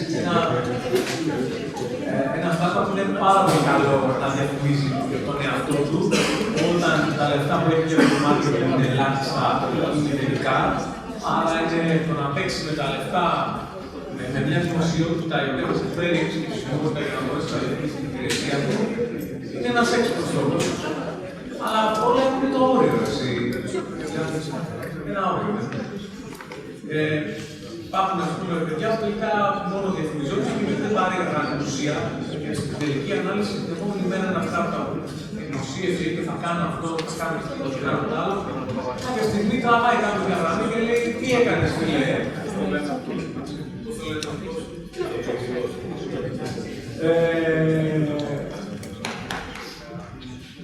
Κάποια στιγμή τραβάνε μια γραμμή και λένε: τι έκανες από όλα αυτά που είπες? Ιδίως κάποιος πρέπει να προσέξει σαν startup την έκθεση, γιατί πολλή έκθεση έχει από την άλλη πλευρά ότι θα περάσει ένας χρόνος 2 χρόνια, αλλά πρέπει να δούμε τον εσάς. Τι έκανες τελικά? Είναι όπως όταν πέρασες στη σχολή. Πέρασες στη σχολή, σε ποιο έδωσες, πόσα μαθήματα σου πρέπει να πούμε. Και άμα πέρασες και επόμενη χρονιά και θα τώρα κάπου να πάρεις πτυχίο, παιδί. Εμάς θα θέσανε τάμπλη, να αρέθηκα πια και έκανα μια εταιρεία. Αυτό είναι καλό. Αλλά εμάς ακόμα περιμένει. Παρεμπιπτόντως δεν το κάνει ποτέ. Γιατί βαριόμουν. Ήτανε τάμπλη και κάνανε κατάληψη, είχα βαρεθεί την χώρα. Να ρωτήσω σε ένα startup κατά πόσο στη σχέση με την βελτίωση του είτε στην αρχή είτε πιο μετά, κατά πόσο είναι ζωτική σημασία στο να σκεφτείς είτε αν προσφέρεις κάποιες υπηρεσίες είτε να έχεις κάποιο προϊόν. Αν υπάρχει, ας πούμε, αν θα μπορούσε να υπάρχει ένα στρατηγικό σχεδιασμός, να πεις ότι εγώ θέλω να υλοποιήσω με την ιδέα μου Α, αλλά θα πρέπει να έχω μια υπηρεσία που μπορεί να μην είναι τόσο επιδοτόμα, να είναι πολύ πιο εύκολη και να απολύει πολύ πιο εύκολα και η οποία θα μπορεί να είναι ένα μέσο χρηματοδότηση, δηλαδή χρηματοδότηση για μένα, για να υλοποιήσω την ιδέα Α. Όχι όμως θέλοντας σε άλλα παιδιά άσχετα μεταξύ τους. Ένα παράδειγμα, ας πούμε, η Puma έχει τα απλικά παπούτσια, υπάρχει ένα τμήμα που λέει φανταμένα και βγάζει τα παπούτσια σε μαύρο χρώμα, σε λευκό χρώμα και όπως εμπλέκει. Είναι τα τρία χρώματα που πουλάνε πιο πολύ απ' όλα. Δηλαδή, κρατάει ένα τμήμα το οποίο είναι αυτό το οποίο θα πουλάει συνέχεια σε Κωνσταντίνου. ένα startup να σας διακόψω ένα λεπτό. Εγώ σε ένα startup, αν μιλάμε για startup, δεν μπορούμε να πάρουμε την λέξη που μας δίνει. Γιατί έχει άλλα budget, άλλα μπορεί να χτίσει στα οποία να κάνει το ένα εργατικά. Όσον αφορά ένα startup, δεν μπορούμε να το συγκρίνουμε, δεν μπορούμε να το συγκρίνουμε με μια άλλη εταιρεία. Έχουμε ένα startup, είμαστε τελειώνουμε, κάνουμε αυτό, συζητάμε με ένα εδώ, πίνουμε δύο μπύρες και γράφουμε ένα software και το κάνουμε να παίξει, να χαρούμε να το κάνουμε ένα ρολάδι. Είναι ένα άλλο πράγμα. Αλλά αν τώρα εδώ η λογική είναι έχουμε σκεφτεί κάτι το οποίο έχει ένα τρελό innovation και γουστάρουμε πάρα πολύ, ή αν πάμε σε κάτι που είναι περπατημένο και βγάζει αυτά τα λεφτά και μια χαρά είναι. Αν αυτό είναι το ερώτημα. Όχι, δεν είναι απαραίτητο το περπατημένο. Είναι αν μπορεί μέσα στην ομάδα να υπάρξει. Είναι σαν να αναβαθμίσει. Ποιος είναι ο λόγος που θα είναι αυτά. Να κάνουμε κάποιες συστημικές βοήθειες. Καταρχήν, υπάρχει ένα συνδυασμό που θέλουμε να κάνουμε αυτό που γουστάρουμε, βγάλουμε τα λεφτά. Και αν δεν βγάλουμε λεφτά, δεν έχουμε τη δυνατότητα να κάνουμε αυτό που γουστάρουμε. Άρα υπάρχει μια λούπα που παίζει μπρος πίσω. Άρα για να κάνουμε αυτό που γουστάρουμε, θα έχουμε τα χρήματα να το κάνουμε. Ωραία. Αν λοιπόν τα χρήματα να τα δώσουν πελάτες, όπως είπαμε λίγο πιο πριν, και εκεί στους πελάτες μας θα αναγκαστούν να κάνουν 5 πράγματα παραπάνω και δεν θα τα έκαναν, για να πάρουν τα λεφτά αυτά και να τα ξαναεπενδύσουν αυτό που θέλουν να φτιάξουν, τότε this is life, this is entrepreneurship. Αυτό είναι, παίρνουν τα λεφτά από τους πελάτες, πήρα, έκανα τη δουλειά, το έβαλα το προτζεκτάκι μου, θα πάει το πιο πίσω το άλλο, δεν πειράζει, πάμε παρακάτω. Και θα κάνω τελικά αυτό που θέλω. Τελικά, το βασικό είναι να ξέρεις ότι εγώ θέλω να πάω από εδώ. Λέω πολλές φορές στο γραφείο, παιδιά, εγώ είμαι καπετάνιος. Στο καράβι, φεύγει από τον Πειραιά και πάει στο Λάπιο της Κρήτης. Αυτό είναι το δρόμο. Θέλει. Μπορεί να το πει τώρα, να μην ανέβει σαλβάδες. Μετά θα βγει. Μόνο το Πειραιά. Άρα, εδώ λοιπόν είναι βασικό πράγμα. Πρέπει να ξέρεις τι θέλεις να πας.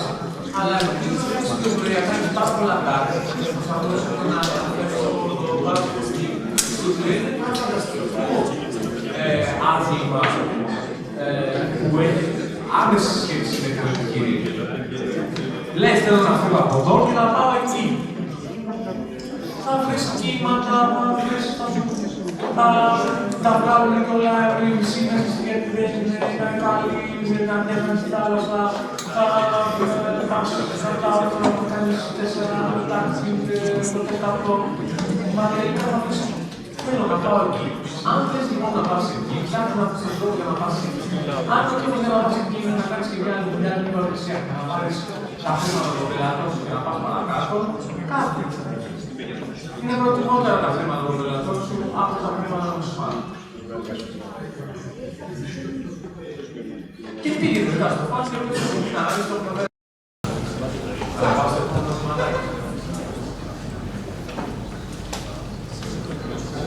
Θα ήθελα να σας ευχαριστήσω πάρα πολύ όλους που ήρθατε σήμερα εδώ πέρα, τα παιδιά από την Global που μας υποστήριξαν και θα τα πούμε τον επόμενο μήνα.